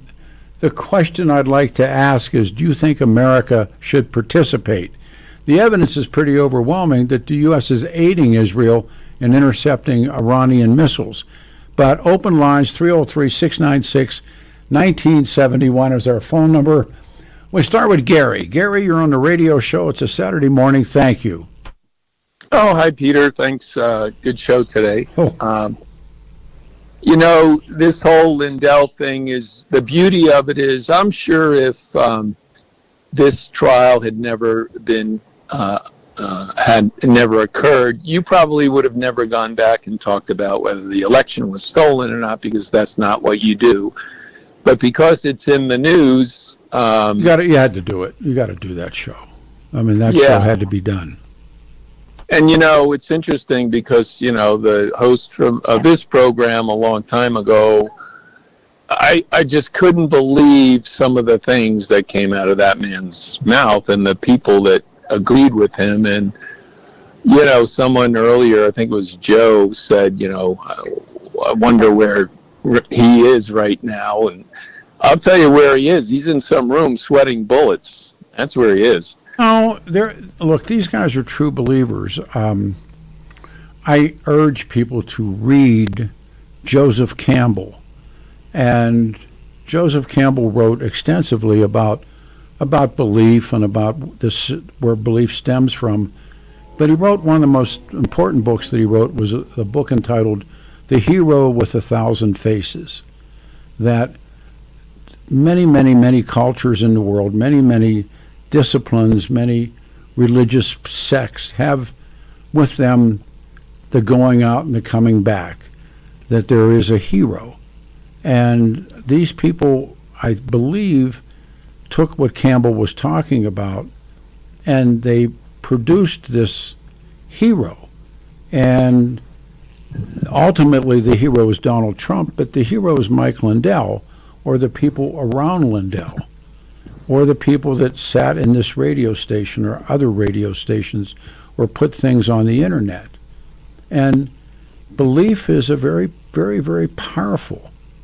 And yeah, go ahead. I agree with you about the hero concept, and I think what's going on now informs us about what's going on with Trump's policies. Well, these people begin with the notion that anything that Trump does or says is correct, and then they find a way to justify what he does or says. And they wind up doing things like denying the election because Trump... Well, he said it. He said it. Yeah, he said it. Yeah, he said it. Yeah. And now he's saying that, he needs to send in the cavalry in California, and they're trying to twist themselves into knots to justify that. Well, so my point is, they start out with the belief that anything that Donald Trump does or says is the right thing, and then they find reasons to justify it. Well, right now, this is why the Iran-Israel question that, do you believe the United States is now in that war, in this war? And the answer is clearly. But Donald Trump's playing this very well, and I think very well, by saying, no, we are not involved. We do not want to be involved. And this is, and he's, by the way, he's taken people that were once great supporters of his, have turned on him now for saying these things about not wanting to be involved in Israel and Iran, which is, in my world, the right thing to do, to stay out of this. This is not our war. This is what... Peter, I'm sorry, go ahead. Say it. Go ahead. Can you, you know more about history than I do, and I've been wondering, obviously, to do what Israel's doing, they need to fund it somehow. You know, they need to fund all these, all the munitions and all of the defense apparatuses. How are they generating revenue? How they don't have a large oil sales. I mean, I've asked this question before, and I did it last night. The two largest PACs in Washington, D.C., what's number one and what's number two? Number one is the NRA. Number two is something called AIPAC. AIPAC is the Israeli PAC. The amount of money, and the Israelis are an incredibly industrious country, but we have been the principal supporter of the Israelis. And the couple of times that I was in the Middle East, the people who are opposed to Israel, they see the fighter planes and fighter jets and equipment that's made in this country, and that's why they tie us into Israel. Now, I don't know what's going to happen out of this. The Iranians aren't particularly well loved in the Middle East, but the after the Islamic Revolution, I think it was in '79, when they overthrew the Shah, and the relationship became hostile between the United States and the Israelis, and of course the proxies that they have, Hezbollah, those people are proxies. So now we have this war that's began, and Israel launches strikes against the Iranian nuclear and military targets. What do you think is going to happen next? Well, Peter, thank you for that information, because if I'm an Iranian and I know that Israel's defenses and offenses are being funded by Americans, we are involved.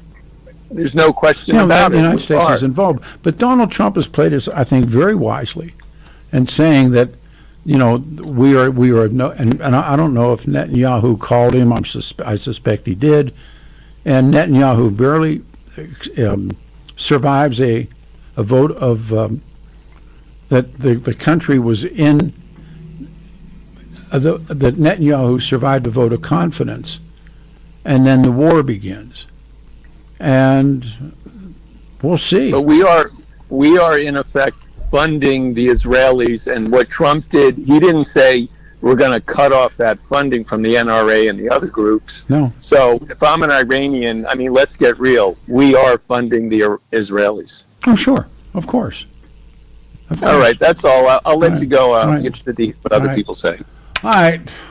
Mike and Golden, you're on the radio show Saturday morning. Thank you. Yeah, hello, Peter. How you doing? Saturday morning. Go ahead. Yeah, I was just wondering if there's any truth.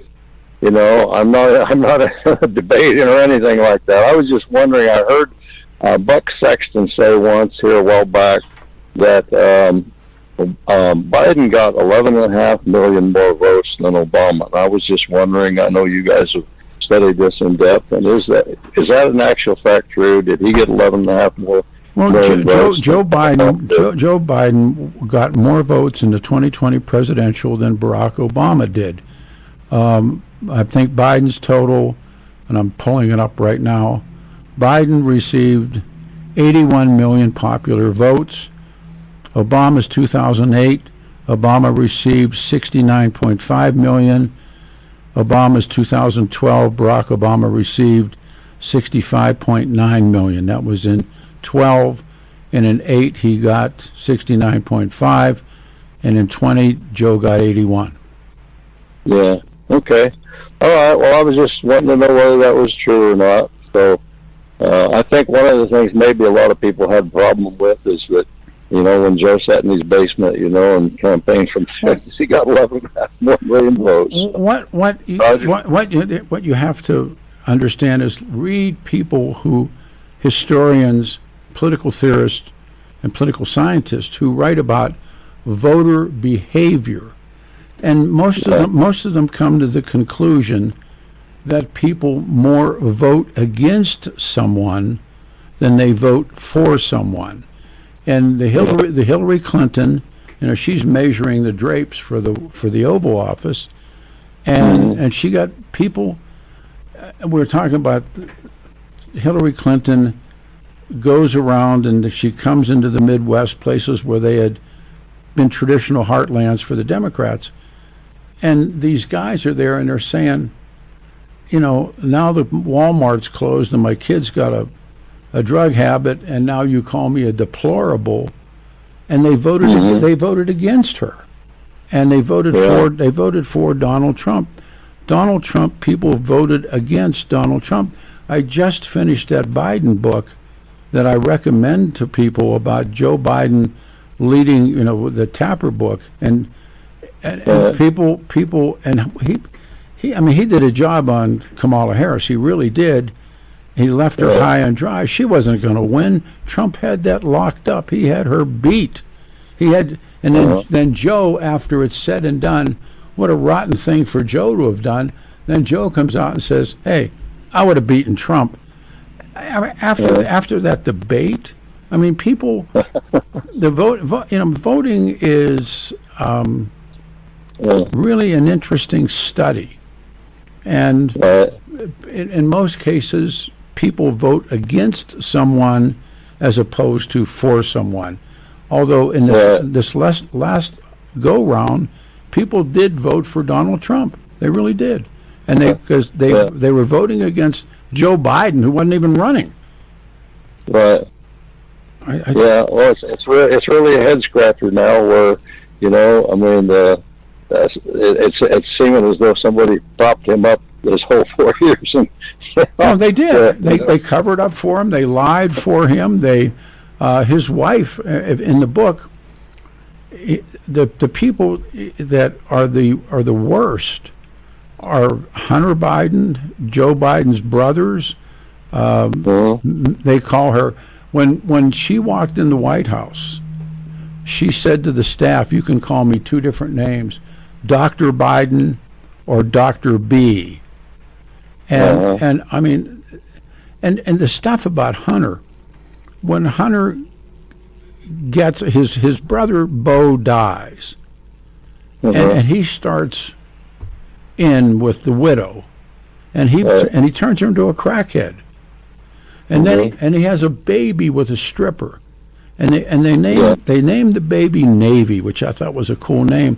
So then Jill Biden's going to write a Christmas book, and she names all the grandkids except she doesn't name Navy, and that's her granddaughter. That's her granddaughter, and the stuff that Hunter Biden did, Joe Biden's brothers did, the stuff that Joe, there's a moment in the book where Joe goes to D-Day for a reunion, and there's all these old airborne guys, and he looks far worse than these paratroopers who are older than he is, and he's just and you're right, they hit him. They hit him out, and then they finally, the Politburo turns on him, and he calls her, and and I'm no Kamala Harris fan, but she's at home cooking pancakes and bacon for her grandkids, her granddaughters, and they're doing a puzzle and having breakfast. She answers the phone. It's Joe Biden, and says, "I'm not running again." And she, come on. That's the sloppy stuff. Yeah, and they're it's amazing. Oh, the Bidens are bad. Yeah, people have done a masterful job of pulling the wool over the public's eye as far as the voter, the way they vote. And I don't put much in any of that stuff. Trump had angered so many people. And voter numbers are, again, turnout. Most of the time, voter turnout is really significant, and people don't turn out. And they turned out this time. Yeah. And Trump it's it's an amazing thing that got pulled off. Whoever saw that coming, Well, but there have been other American presidents. Jack Kennedy is sick, and the doctors cover up for Jack Kennedy. FDR's in a wheelchair. The American people don't even know that. Most American people don't know that FDR's in a wheelchair. When Woodrow Wilson's wife, Edith, she probably ran the country. In the end, I mean, as much as I love Reagan, in the end, Reagan was being handled. He wasn't in the game. And these people, there were 5 people that they called the Politburo, and they're running. They're and Joe ain't one of them, and they're running the country. They really are, and it had people, and the media totally lays down and covers.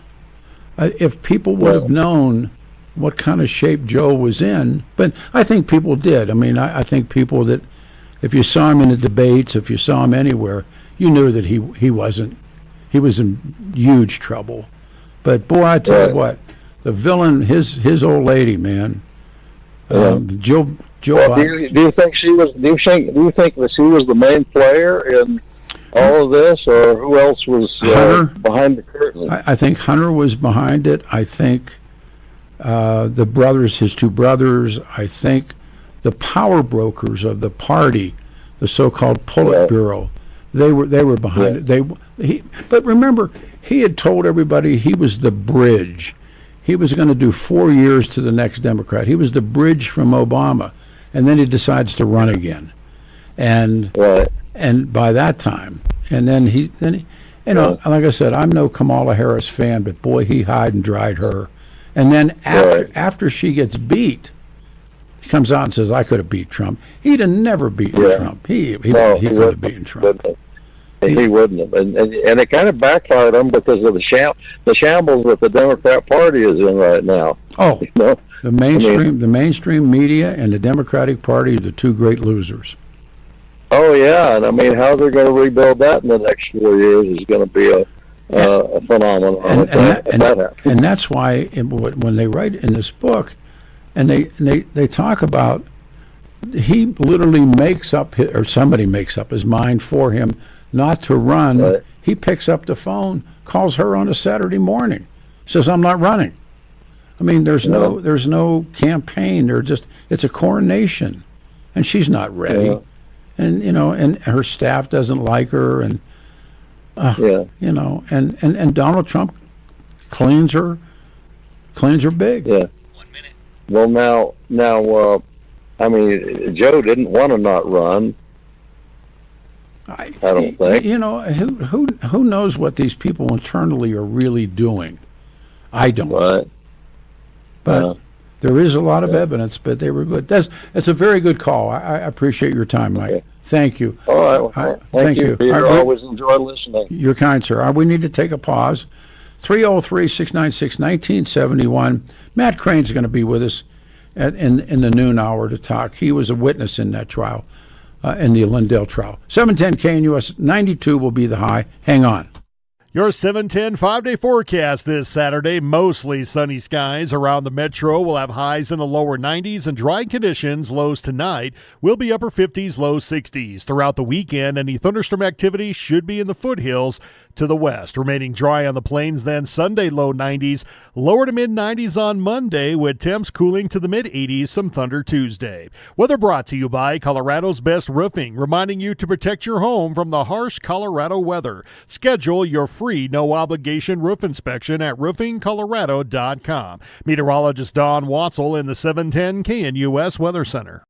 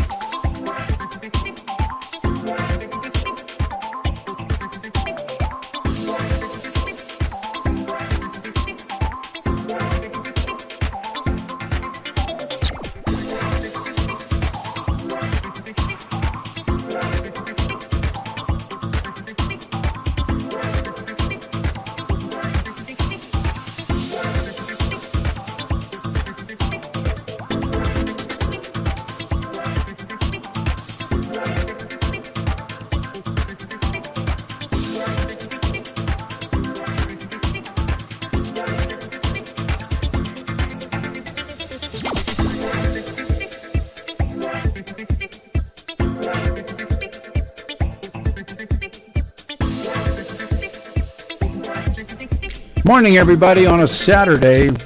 710 KNUS 92, the high 90. That got jumped over. 94 on Sunday. And on Monday, 95 degrees.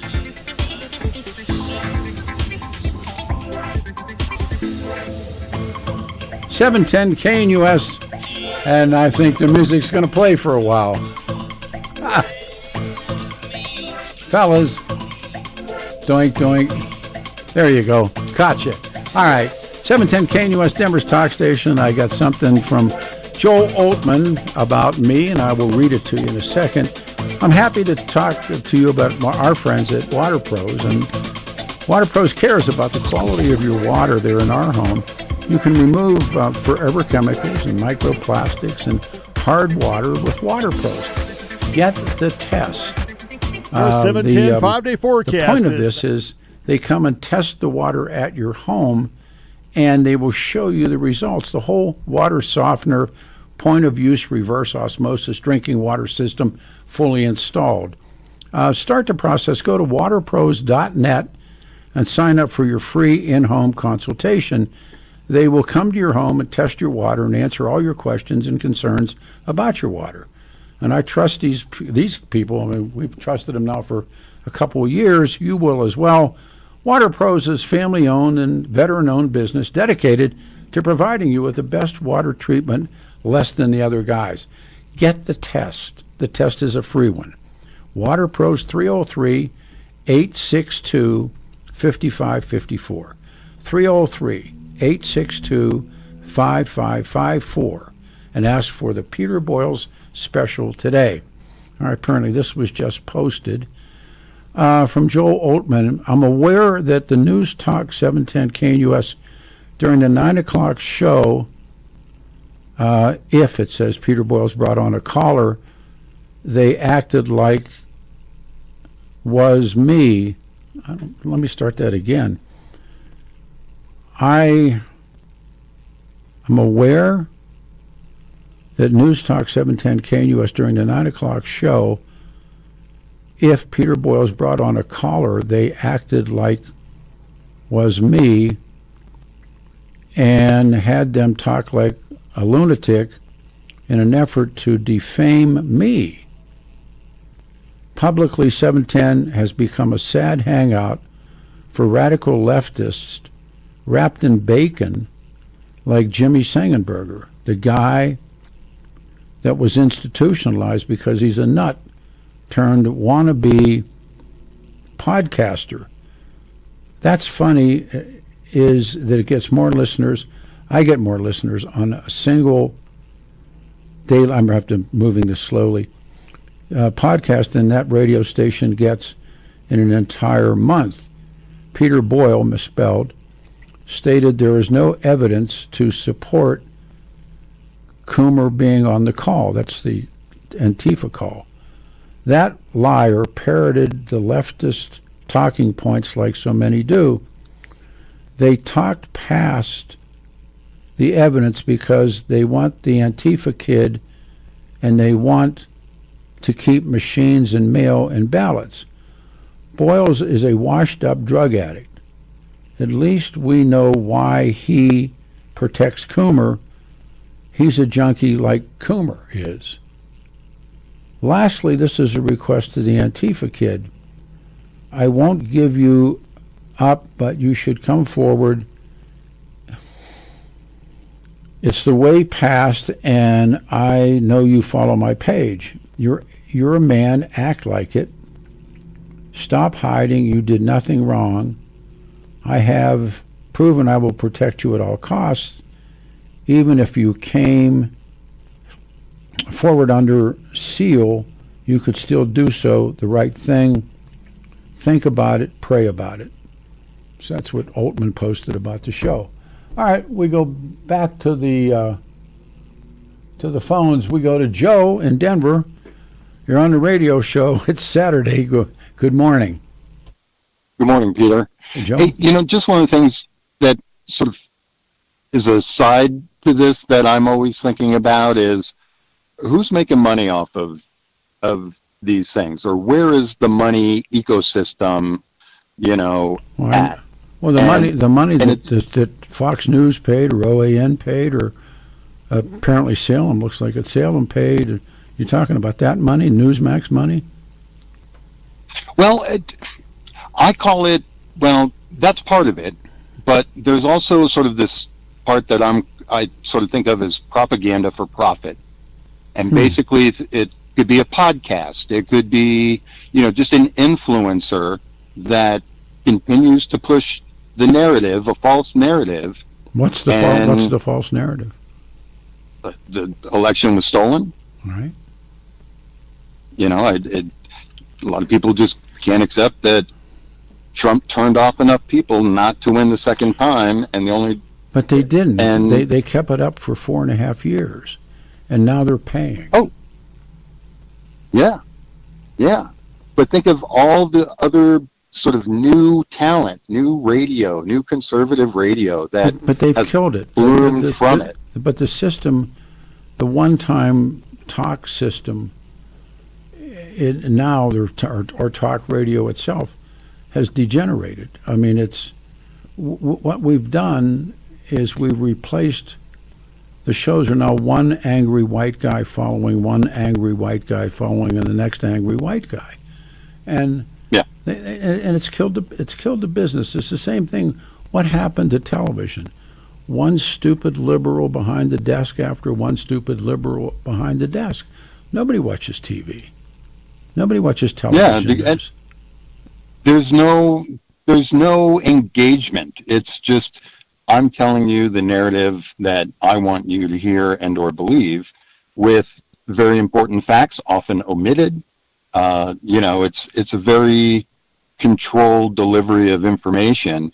And if people don't get outside their bubble, don't question even the sources they trust, they're doomed to live a life of how other people tell them to live. Well, again, this business is in transition. It's going to find its way to another level. In fact, now the conservative right is lobbying Congress to make sure you keep AM radios in cars. It's almost artificial to keep an AM radio in a car, and I've lived my life on AM radio, and the newspapers are gone. Television news is a joke. Television news, we know, has been so diminished that so they did it to themselves. You have to hunt for information. You have to go out and hunt for the information to verify everything that you hear. And if you want to understand something, and I'm a geek about the little bighorn about Custer, and you read one book and it says one thing, you read another book it said, after you've been about 5 or 6 books into Custer and then into Grant and into the Gold and watching all these different things, then you start to make up your mind. Or the same thing. Well, very few people put in that effort. I think very few people put in that effort. But people they're told what they want to hear. They voted for Donald Trump and he got beat. So when they started to say that the election was stolen, it was mother's milk.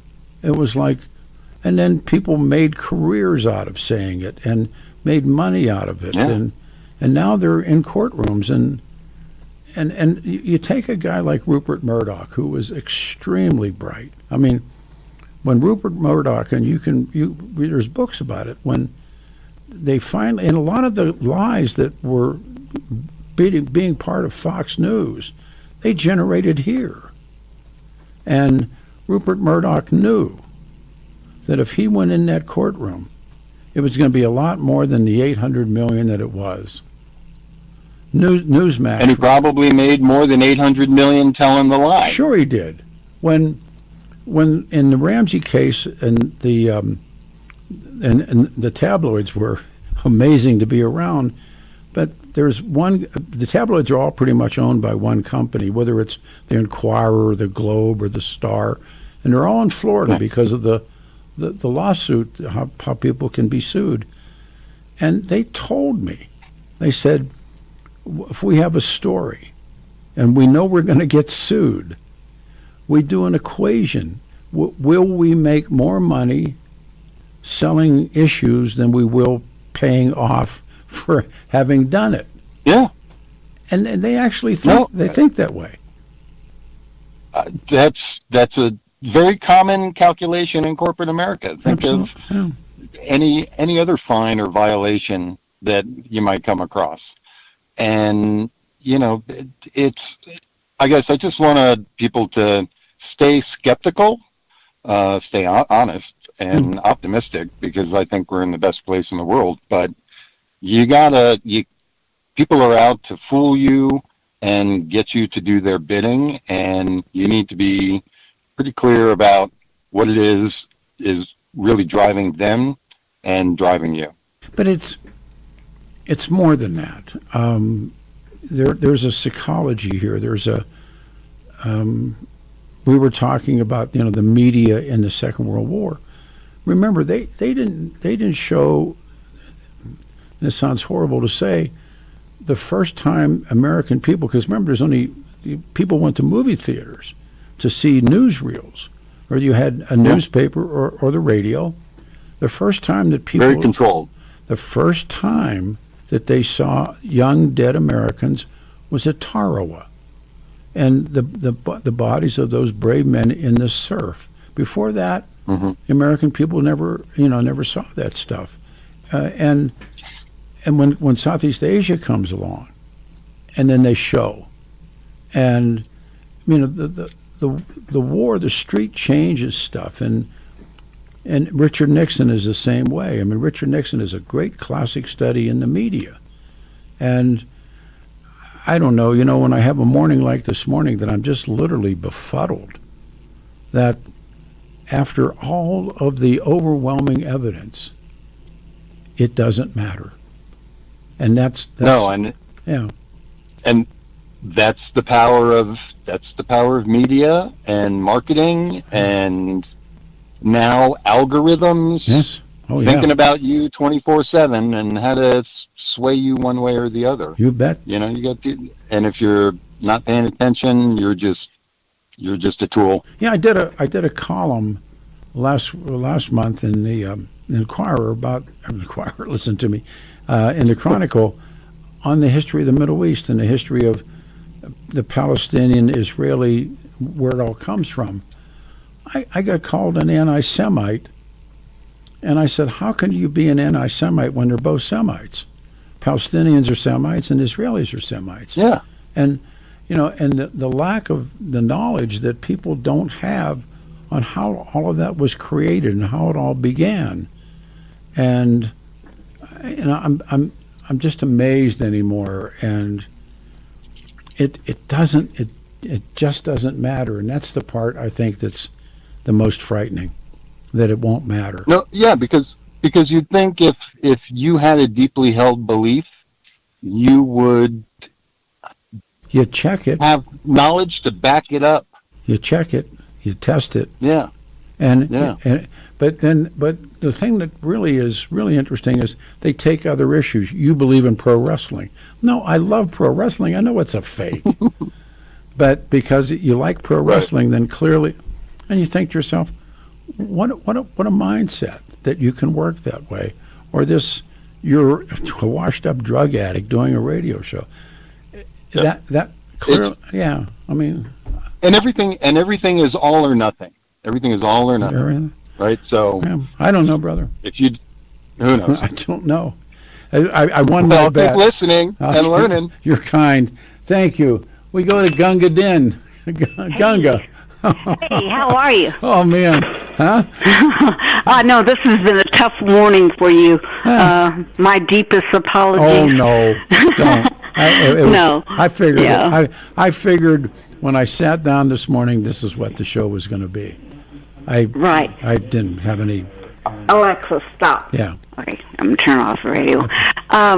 Well, you know, I really blame Trump's win to Joe Biden, not not changing his mind, saying he wasn't going to run again, and then he does run again, and then and he was so out of it, you know, at the debates, and that should have been the first debate is when he should have dropped out. But he won. The pressure was on from his family. His wife really turns out to be a heel.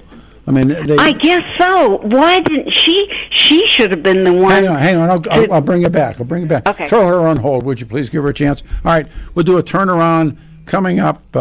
We have scheduled, and we'll see what happens again. Matt Crane coming up. 710 KNUS. We are Denver's talk station. Stay here.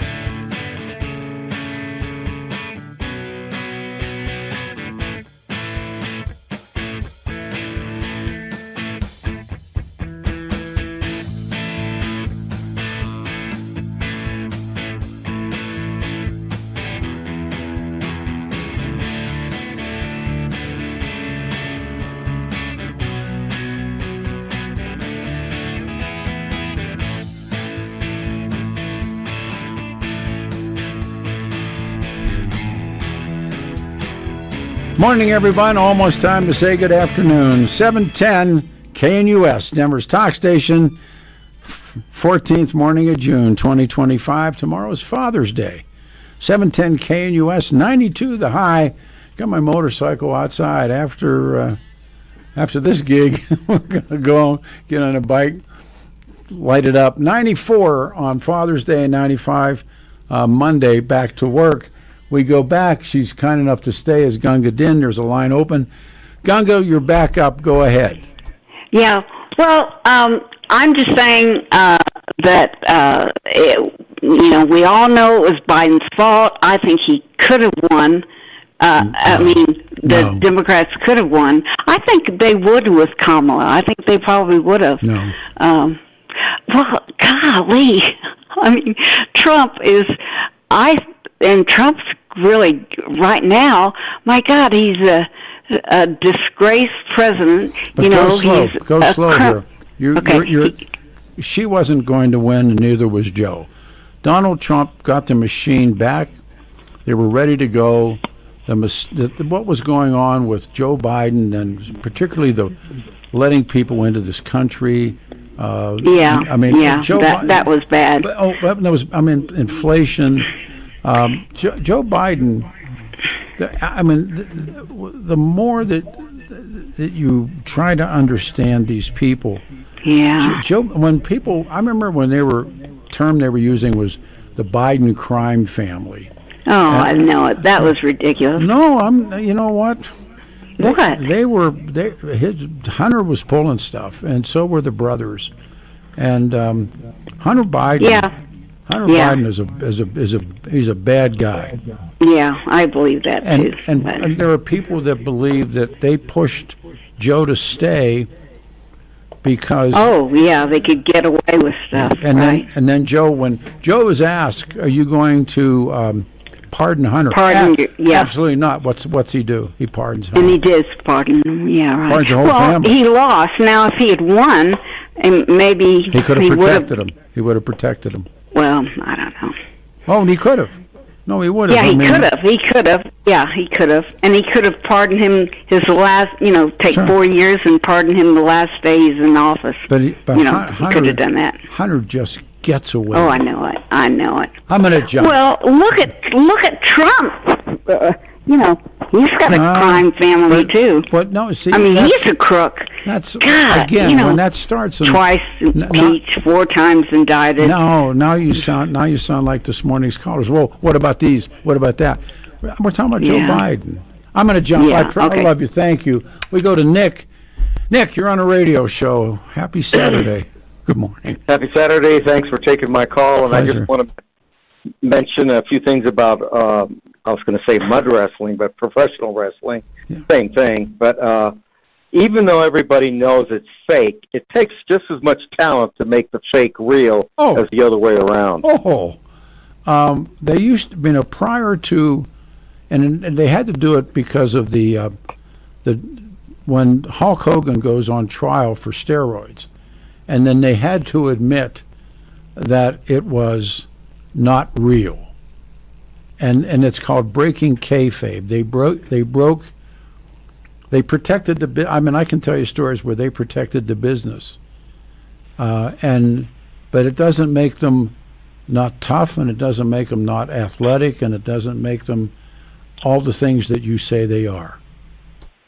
It doesn't make them less athletic than the real thing. Absolutely, and they work every night. And so they're not. And the idea was they're not going to hurt each other. I told you I became very good friends with Dr. Death, Steve Williams, before we lost him, and he always talked about the other guy, and he was wrestling as the white heel in the South, and he was up against the Junkyard Dog, who was the black face. But he always talked about him and Dog making money together. In other words, he didn't make the money. It was him and the Dog made the money. And Ric Flair talks about him and Ricky Steamboat. Me and Ricky made money. And I always thought that was an insight, that they never talked about how much money they made.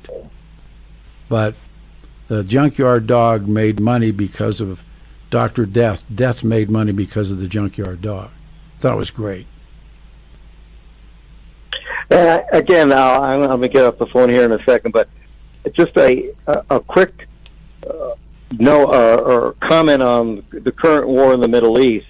This war is not between Arab and Jew. This war is between a corrupt regime that most of the people in Iran want gone, and the Iranians consider themselves Persians. They're not Arabs. I made that point earlier. If you spend time, and I've been lucky enough to spend a little bit of time, the Lebanese are not Lebanese. They're not Arabs. They're Phoenicians. Right. The Egyptians are Egyptians. They're not Arabs. Now ask them. Now Jordanians, but they're Hashemites. It's like this. We have this blind look at these people, and you're right. They're Persians. They tell me they're more related to me being Irish than they are related to the Arab world. Afghans aren't Arabs. There's another group. Afghans aren't Arabs. Kurds aren't Arabs. We think of them all as one, and that's a huge mistake. So, what happens? Would the Arab world turn on the Israelis, or would they turn on the Iranians? I think that the Arab world, deep down inside, they want commerce. They want some prosperity. Because wars are the exact opposite of that. Right. They want this over as quickly as possible. But they have a brotherhood that I've only begun to tap into. And when Nasser was the president of Egypt, and he came up with the Ba'athist Party, Baths, and they're pan-Arabs, and they were also petroleum socialist, if you would. And one of the bylines of the party was, the oil belongs to us all. That it doesn't just belong to the 1/8 to 1/10 to 1/12 to 1%, but it belongs to all of us. And that began this movement that was called Pan-Arabs. And they're brothers. They're brothers in a religious sense, the Sunnis. And remember also the point that I think you're going to make is the Iranians they're mostly Shia. They're mostly and it's like Protestants and Catholics. They're both Muslims, but one's one, one's the other. But at least in the Western world, the Protestants and Catholics, after centuries and millions of people getting killed, at least came to some kind of accommodation. Ask the Irish. That's it. I mean,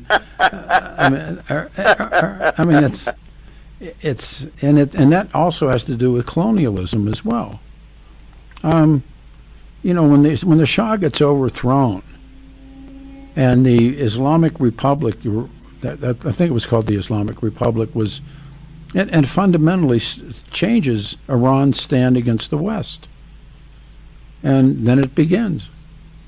But the Iranians had plenty of complaints to be made against the Americans, against Aramco, against what the Americans had done to keep the Shah there. I mean, we have short memories, or memories that we don't really see what those people saw in us. And well, there's no doubt about it. We took advantage of them. We took their money, took their oil. Yes, we did. We did. And they have a very long memory, and they do not like the colonial West. And so I don't know what to do with this. I don't know how this war ends, how this war goes on. I got 10 seconds. I'll give you the last comment if you would. You make the last comment. Well, it's a war that never ends. Hopefully it will. I don't know if it will or not, but because the longer this goes on, the greater the chance that something's going to spiral out of control. Well, and tap one. They're called 1,000-hour days. They don't go on. Thank you. All right, everybody. Hang on. 710 KNUS, Denver's talk station. Stay here.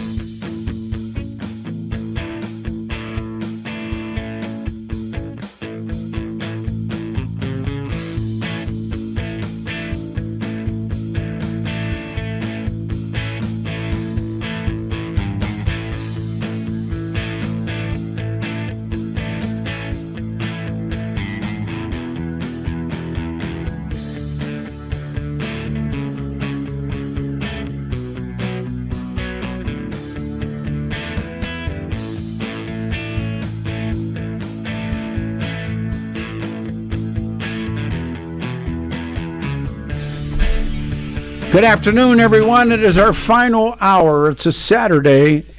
It is the day before Father's Day. It's June the 14th, 2025. I'm Peter Boyles, 710 KNUS. Weather is going good. 92 the high, 94 on Sunday. Father's Day, 95 on Monday. As promised, and I know he's taking time out of an incredibly busy day to be with us, is Matt Crane, who is the executive director of the Colorado County Clerks Election Commission. He was also a part of the trial. He was a witness. And Matt, do we got him here? Is he up on the line with us right now? Hey, Matt. Good afternoon. Hey, Steve, how are you, sir?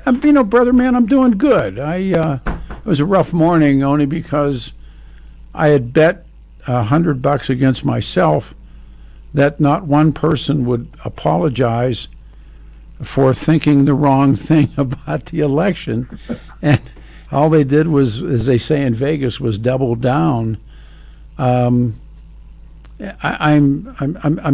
almost saddened by it, but I'm not surprised by it. Matt, of course, is the executive director of Colorado County Clerks Association. When I mentioned that you were going to be on the show, you were openly attacked because your wife allegedly, because I don't know if it's true or not, works for Dominion. Do you want to talk about that first? Well, sure. Just to clear the air. So my wife and I met when I worked at the Secretary of State's office back in 2001 for Donetta Davidson when she was secretary. Not long after that, she started work for Sequoia and worked for Dominion. She worked for them until 2019 as a full-time employee, and now she still does some contract work for them on laying out ballots for different jurisdictions. But this issue came up about, first of all, my wife working for Dominion or Sequoia, and our relationship has been in the public square since 2005 when Dennis Gallagher, who I know you know well, God rest his soul, brought it up when we worked in Denver. And then in 2013, when I was going to fill the vacancy for Arapahoe County Clerk and Recorder, when Nancy Doty was elected county commissioner, the Board of County Commissioners brought together the County Ethics Board, which each commissioner gets to appoint a citizen on that ethics board, to look at whether or not it would be a conflict of interest with my wife working for Dominion and me as clerk. And unanimously, the ethics board said it would not be a conflict of interest. And it was my friend Randy Corcoran who wrote the opinion for the ethics board at that time back in 2013. Randy subsequently nominated me for my first county assembly in 2014. I haven't spoken to Randy in a couple of years because we have a little bit of a disagreement on the election stuff. But whenever we talk, he always calls me Boy Scout. So, I know people try to, and you know how this is, Pete, you have people even today going after you for the conversation today. People will try to assassinate the character of anybody who stands up to tell the truth and push back on these lies. Let me read something that you may not know was issued. This came yesterday afternoon. I got it about 4 o'clock yesterday afternoon. It's on Salem, it says Salem Media Group. I got it as an email. I'm sure it's on their stationery. Following the 2020 presidential election, several of our on-air hosts, not named, associated with Salem Media Group and Salem Media of Colorado, and then it says collectively Salem, interviewed Joseph Oltmann concerning allegations of voter fraud related to the election. In reliance on statements made by Mr. Oltmann, the on-air host, again not mentioned, published stories that Eric Comer, Ph.D., the former director of strategy and security of Dominion Voting Systems, interfered with the 2020 presidential election and confessed to doing so on a call prior to the election. Mr. Oltmann has since produced no evidence beyond his sworn statement that Dr. Comer interfered with Dominion voting machines or voting software, so Dr. Comer claimed to have done so. Beyond his own sworn statement, Dr. Coomer participated in a conversation with a member of Antifa. Salem apologizes for the harm these publications caused Dr. Coomer and his family. Salem has removed all statements from the platform that it is aware that Dr. Coomer engaged in any unlawful activity, including but not limited to confessing to the same on-call prior to the election or otherwise interfered with the 2020 presidential election. There will be no future publication of statements to that effect. In the event any additional statements about Dr. Coomer's alleged interference with the 2020 election are discovered on Salem's platforms and are brought to Salem's attention, they will be removed. Salem Media Group, and then there's a phone number. What do you make, first of all, of that being issued yesterday afternoon?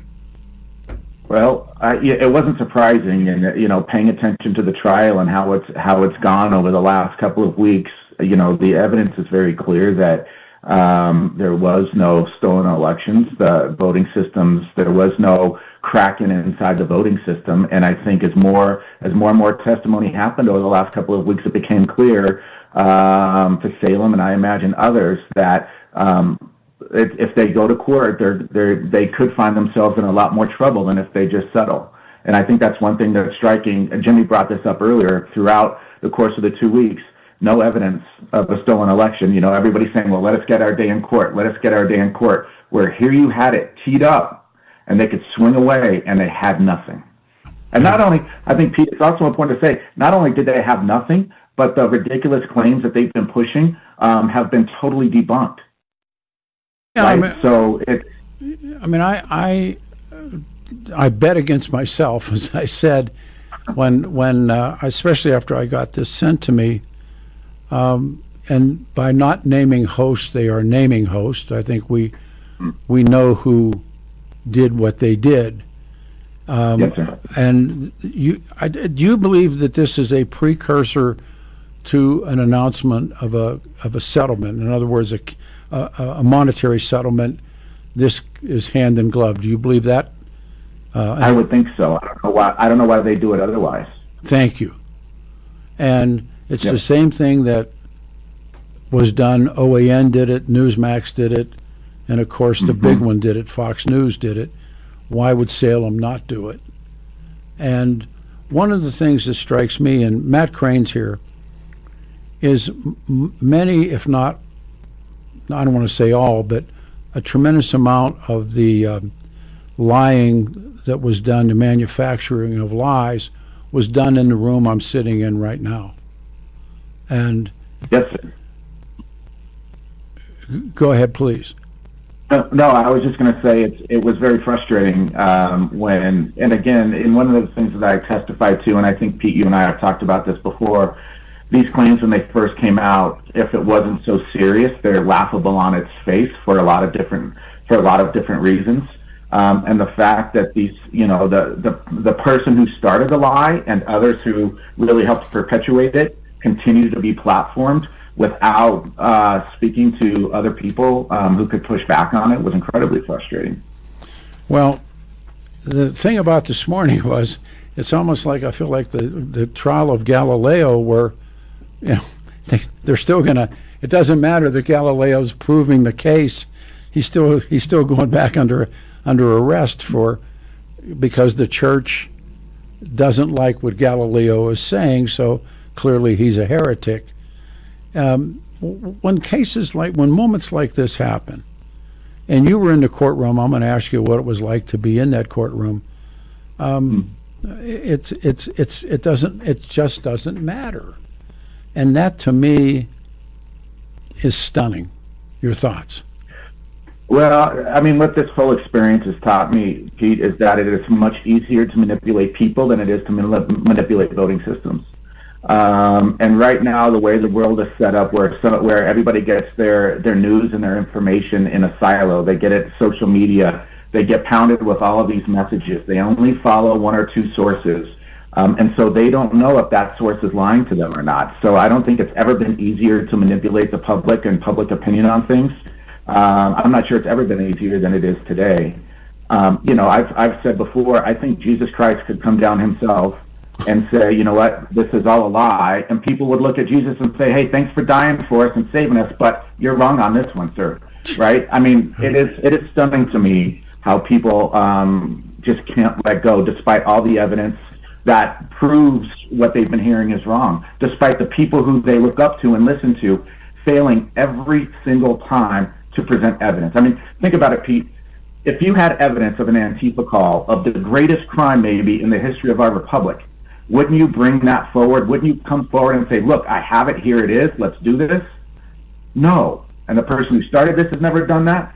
Joe Altman and others who support him or who have their own kind of thing going on the side of their line, they never come forward with it. And why is that? It's because they don't have it.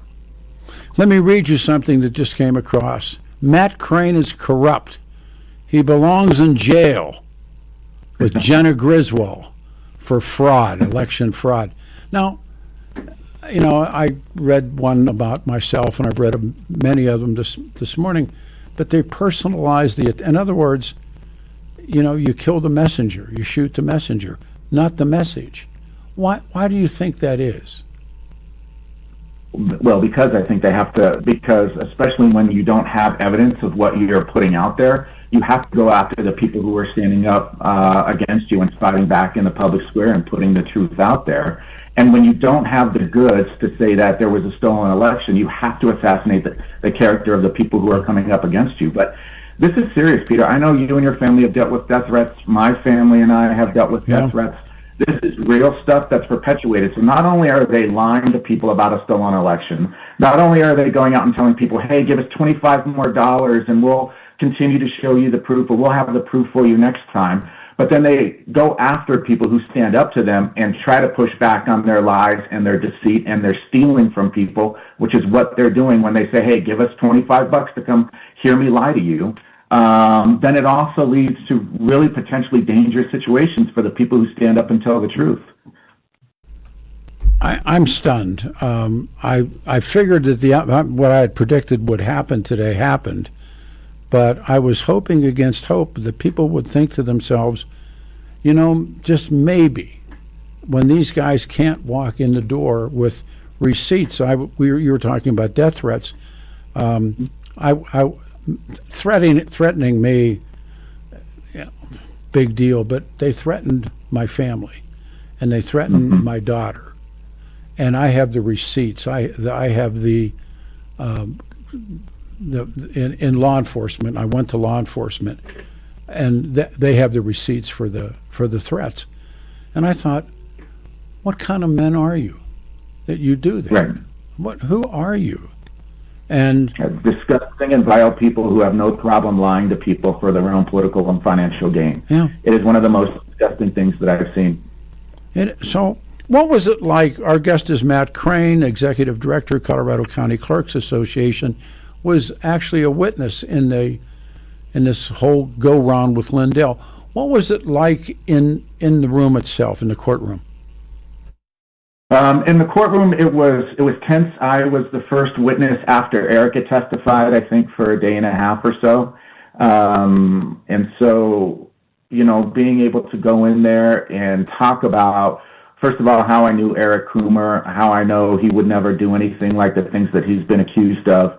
But then I also got an opportunity to talk about the lies that Lindell has made over the years, what that kind of impact it's had on the election community here in Colorado and across the country. And so it was a parts where I was furious, and being able to look at Lindell and he could see the anger in my face and hear the words that I was saying. But it was also somewhat therapeutic that I was able to go. And I think, I've heard from a lot of clerks who said, thank you for speaking for us.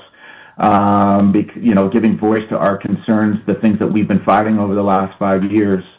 So I know that meant a lot to them to be able to do that too. But, looking at the jury, they seemed very engaged during my testimony. So hopefully I was able to help illustrate just how damaging what Mike Lindell has done, both directly and indirectly, to Eric Coomer. But most, I think more importantly, not just Eric, is what he's done to faith in elections and people's faith in our ability to have peaceful transitions of power and that kind of thing generally.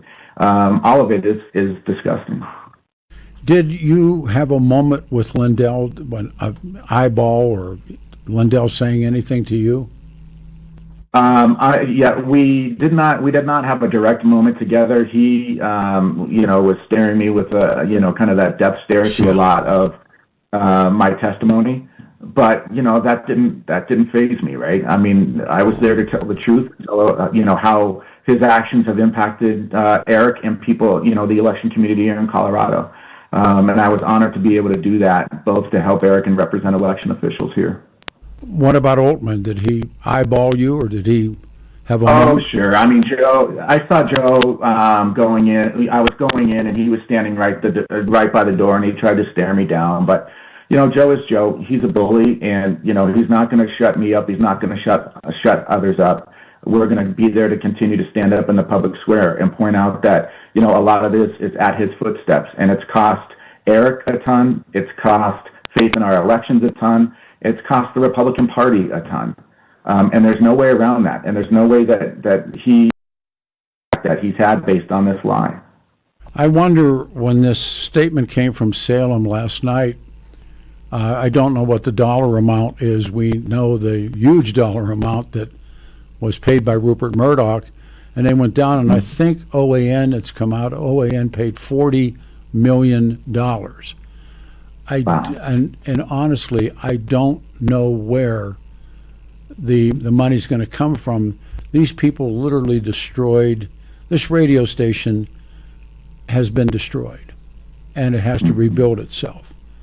And if what I fear is that this will be, this station could get offered up to try and cover some of the expenses, and as Linda Ronstadt said, one tin soldier rides away.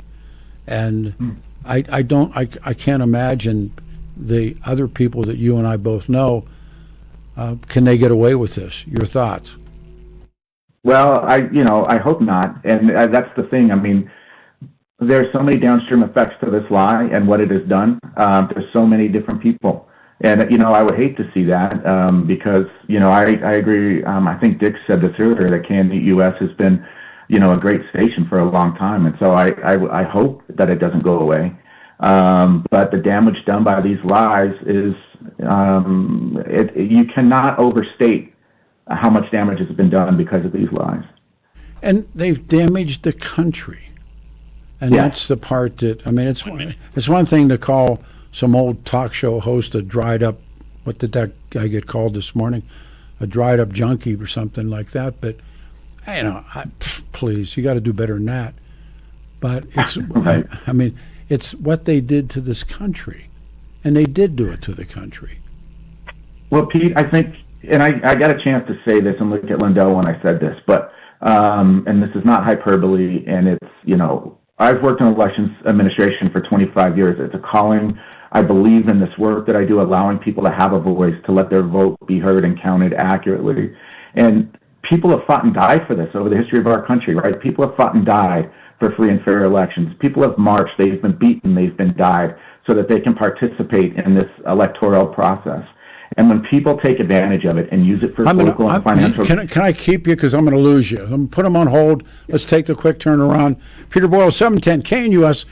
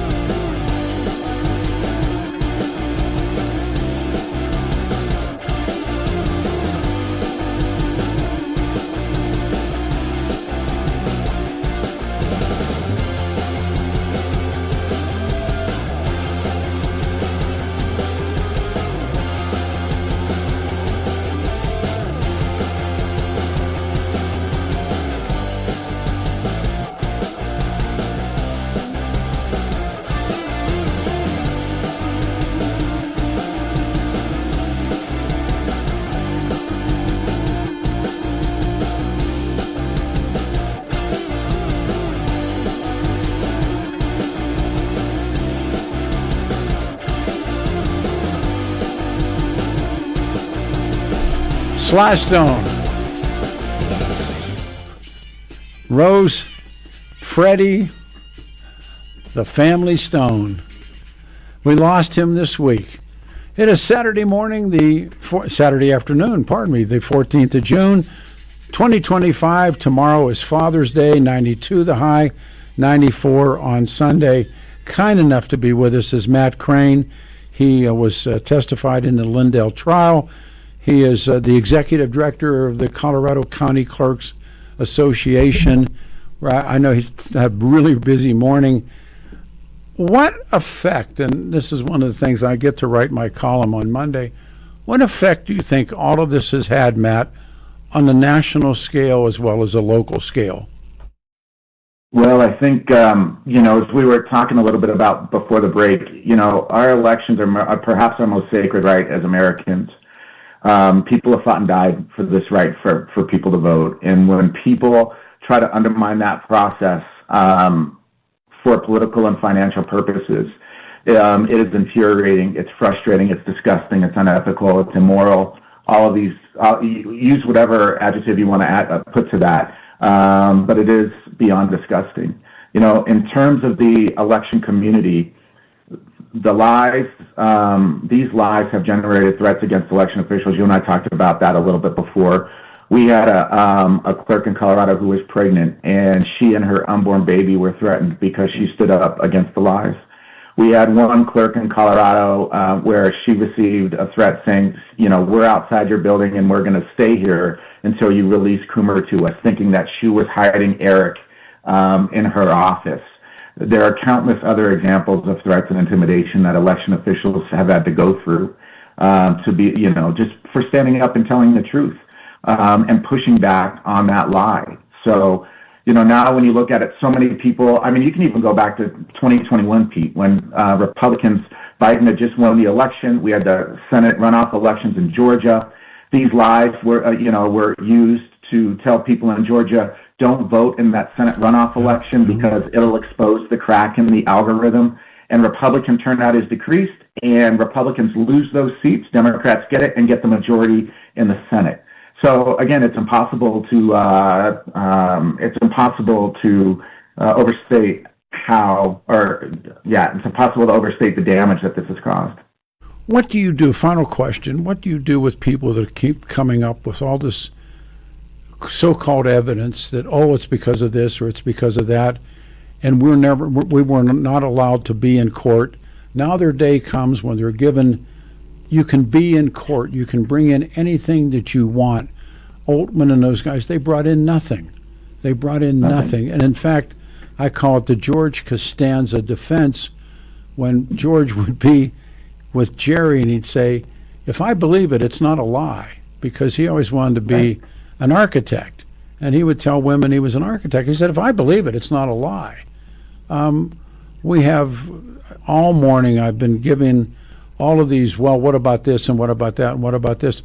Why didn't somebody as powerful as Rupert Murdoch bring all of these people into that courtroom? Right. Because I think that you don't have to go, if you're really looking at this objectively, you don't have to, you maybe peel back one or two layers of the onion to know that it was a lie. And this is something I got a chance to say during the trial. When Eric's attorneys asked me, how did I know that Lindell and others are lying, and I am not serious? And I said, there was an easy way to show if the voting systems didn't count ballots properly in 2020. At least here in Colorado, those ballots are open records and available for public inspection. Not one county got an open records request from Mike Lindell where they could go back to the official ballot for the election, the original voter marks artifact. They could have gone there and paid for a hand recount to be done and then compare it to the machine counts. They didn't do that, Pete, and the reason they didn't do that is because they know their whole argument falls apart if you go to the paper ballots, and they didn't do it. So, again, it's just another example of how it's a lie. They don't have it, but they sure have no problem asking people for additional money, either to keep chasing voter fraud or to save their backsides when they get in legal trouble. So, I know you got some things to do. I know you've been volunteering this morning. It ain't over. It will be on Monday, I believe, when this decision comes in. and more decisions will come in. I think there'll be a Salem announcement, and it just won't matter. It won't. It can't. I mean, the people driving the grift, Pete, can't let it end because their credibility will be shot and they're making money off it. I mean, the people who brought us the Mesa County reports, which are the conclusions in the Mesa County reports, are beyond ridiculous. They just released another report about a supposed issue in Arapahoe County with cast vote records. We did, of course, some analysis on that, and their claims are, again, garbage, ridiculous, and they're trying to gin it up as another issue. So these people aren't going away.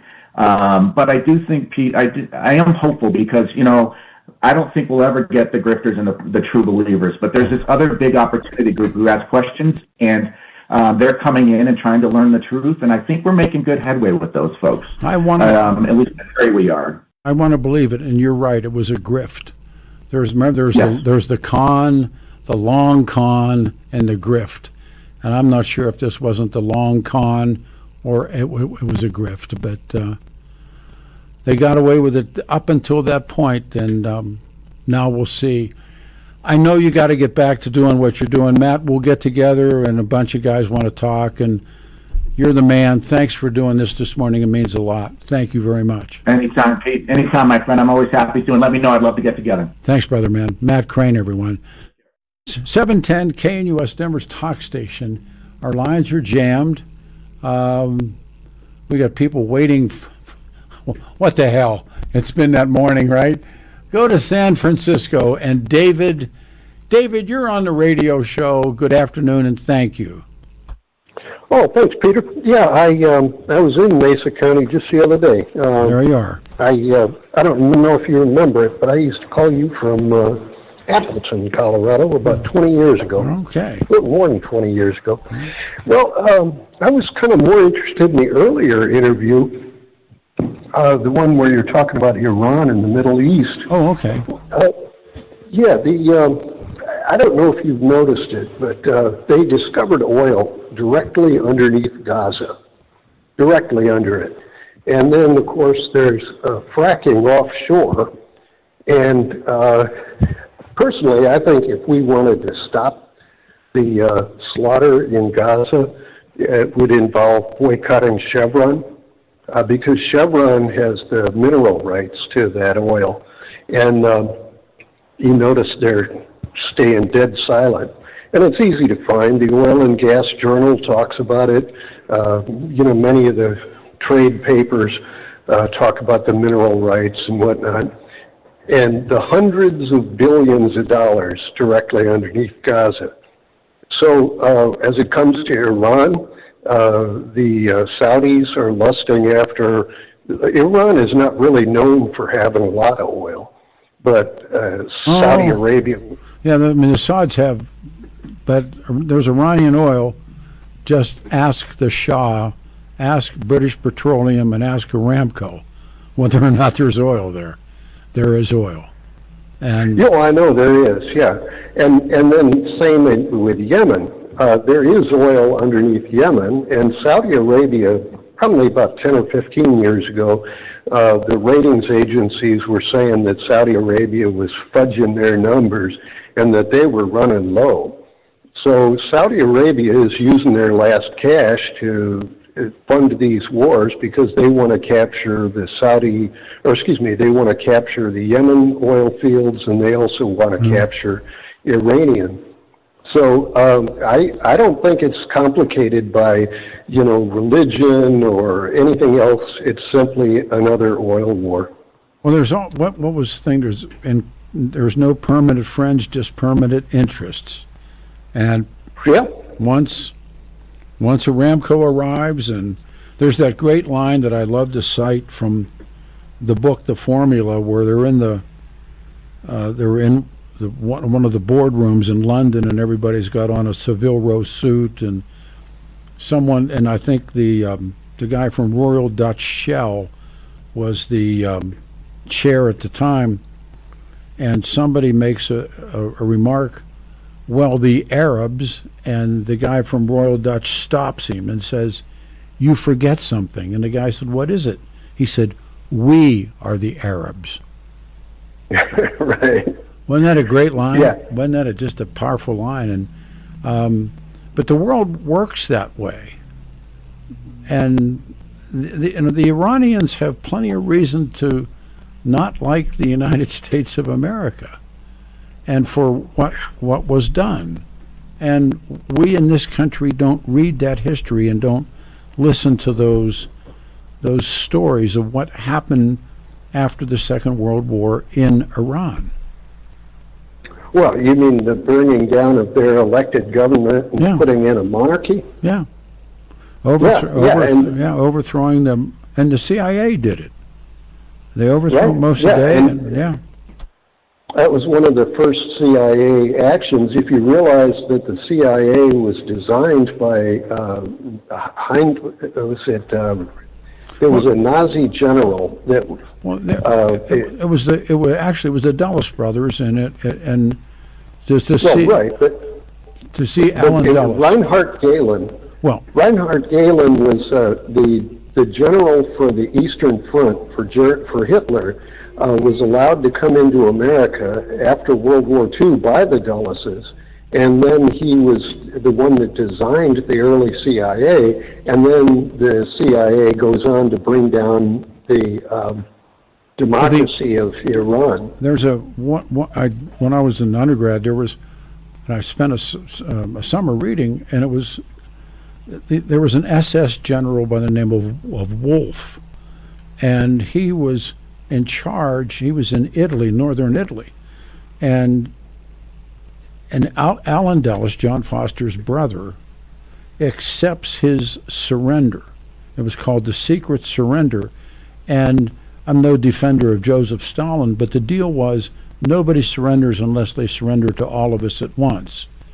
And Alan Dulles accepts Wolf's surrender, and then they allow the Nazi soldiers to stay in place because they feared the Communist Party because the industrial part of Italy, northern Italy, they were unified as communists.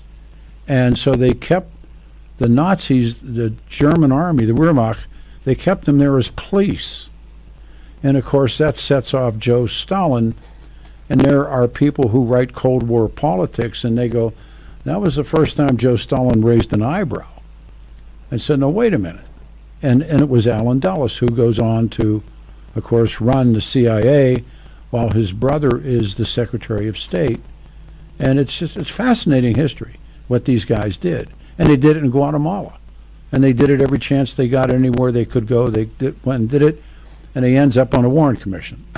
So. Yeah, right, yeah. And just to finish up, I got to get to the No Kings rally that starts shortly here. But the social contract. You remember the Magna Carta was 900 years ago. The Great Chart. The British, the British captured the king and forced him to look out for the little people. Richard. And the social contract is pretty much what that is. The term didn't show up for another 300 or 400 years, but the social contract is where the people in power are supposed to look out for every sparrow that falls, and they're supposed to look out for the little people.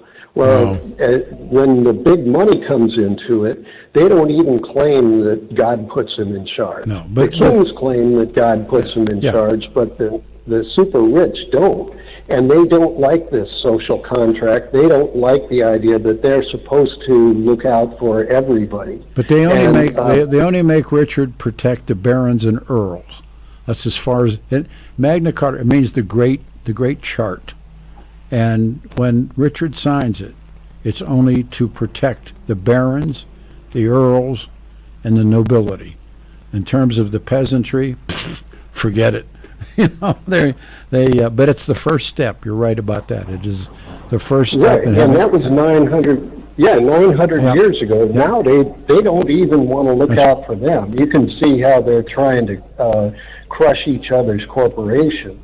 King Leopold was the one 100 years ago that captured a big part of Africa. Leopold, and he Congo. did not want to look out for, he didn't even want to claim that the 15 million people that lived in the Belgian Congo were humans. What they did, and he What Leopold did in the Congo should never be forgiven. I'm going to jump. Enjoy your day, Sure, man. sure. Thanks. All right. Thank you. Take care. All right. This is Matt in Littleton, and if we don't we'll put you on hold because we got a break coming. Matt, you're on the show. Good morning. Good afternoon. Pardon me. Thank you for cutting that previous one where you did, Peter. I come to you in full repentance, full seeking your grace and your mercy. I was also one that didn't believe the 81 million. And I'm willing to come at you like this saying, until proven in the court of law, that's what we have to go with. Now, that's an act of humility. Still sounds crazy. I'm going to put you on hold. Hang on a second. Okay. He goes on hold. We take the turnaround and come right back.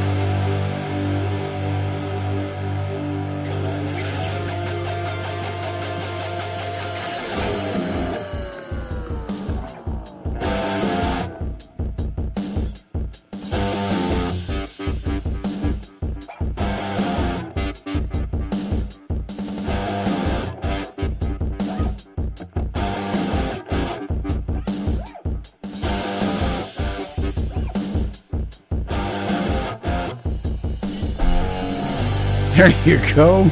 Sly Stone. Maybe we can play a family affair before we get out of here because it's Father's Day.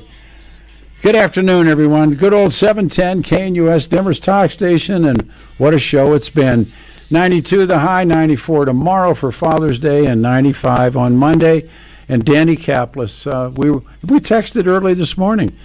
Dan suggests, and obviously the truth is there, to choose a lawyer who shares your values, because who you choose to represent you in an injury case says a lot about you and everyone involved in the case. Dan Kaplis' dad, we talk about it all the time, how he grew up. His dad was a Chicago cop. Dan had gone to seminary. He's dedicated the last 40 years of his life to helping people who are hurt in motor vehicle crashes. He's believed to be the only attorney in Colorado history to win 5 straight multi-million-dollar verdicts in Colorado crash cases. Dan's also believed to have won the largest truck crash verdict in Colorado history. He's my friend. We had some issues in our family, and the man came to town. He did the job. Dan Kaplis Law, serious firm for serious cases. If you have a question about something that's occurred, pick up the phone, 303-770-5551. 303-770-5551. Or you can look on the internet. Danny's last name is Caplis, caplislaw.com. If you're in a jam, you need some advice, he is the man. We go here. We had, jump here, we had Matt in Littleton. He went up on hold. Hey, Matt, you're on the air. Go ahead one more time. Excellent. Yeah, pick it right back up here. But just anyways, with Mr. Crane, that's a definite conflict of interest. And so I do have to discount some of his passion towards seeing, this kind of all crumble and fail and this like life's work to change our opinion. But I'm accepting full reality of the case. Peter, I asked this, though, because there was another kind of divide down the country at that exact same time, and it was the COVID-19 vaccines. I'm wondering if you're calling for those same people who shamed the unvaccinated and attacked and fired. Are you calling for their repentance and their hearts to change? No, listen, because I think that shifted demonstrably. Whoa. Okay. Red Rider. Sorry. Hold on, Red Rider. We're dealing with one issue this morning, and as far as Matt Crane and where his wife worked, that you can do with that as whatever you want if it makes you feel better. The jump across to the vaccine, that will be one of those stories, one of those scientific issues that are going to be chased into the future. There are people that I've interviewed that swear that the damage that vaccine did, and people who swear, these are physicians, MDs and others who swear that it worked. I'll be honest. I took all 3, and I wish I hadn't. Amen. So if you to you, brother.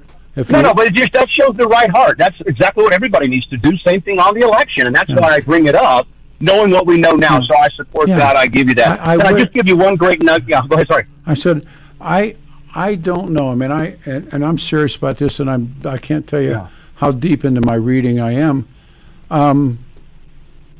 I truly wish that I had never taken the shots, but at the time. It was. I mean, people didn't know, and in fairness, there was so much.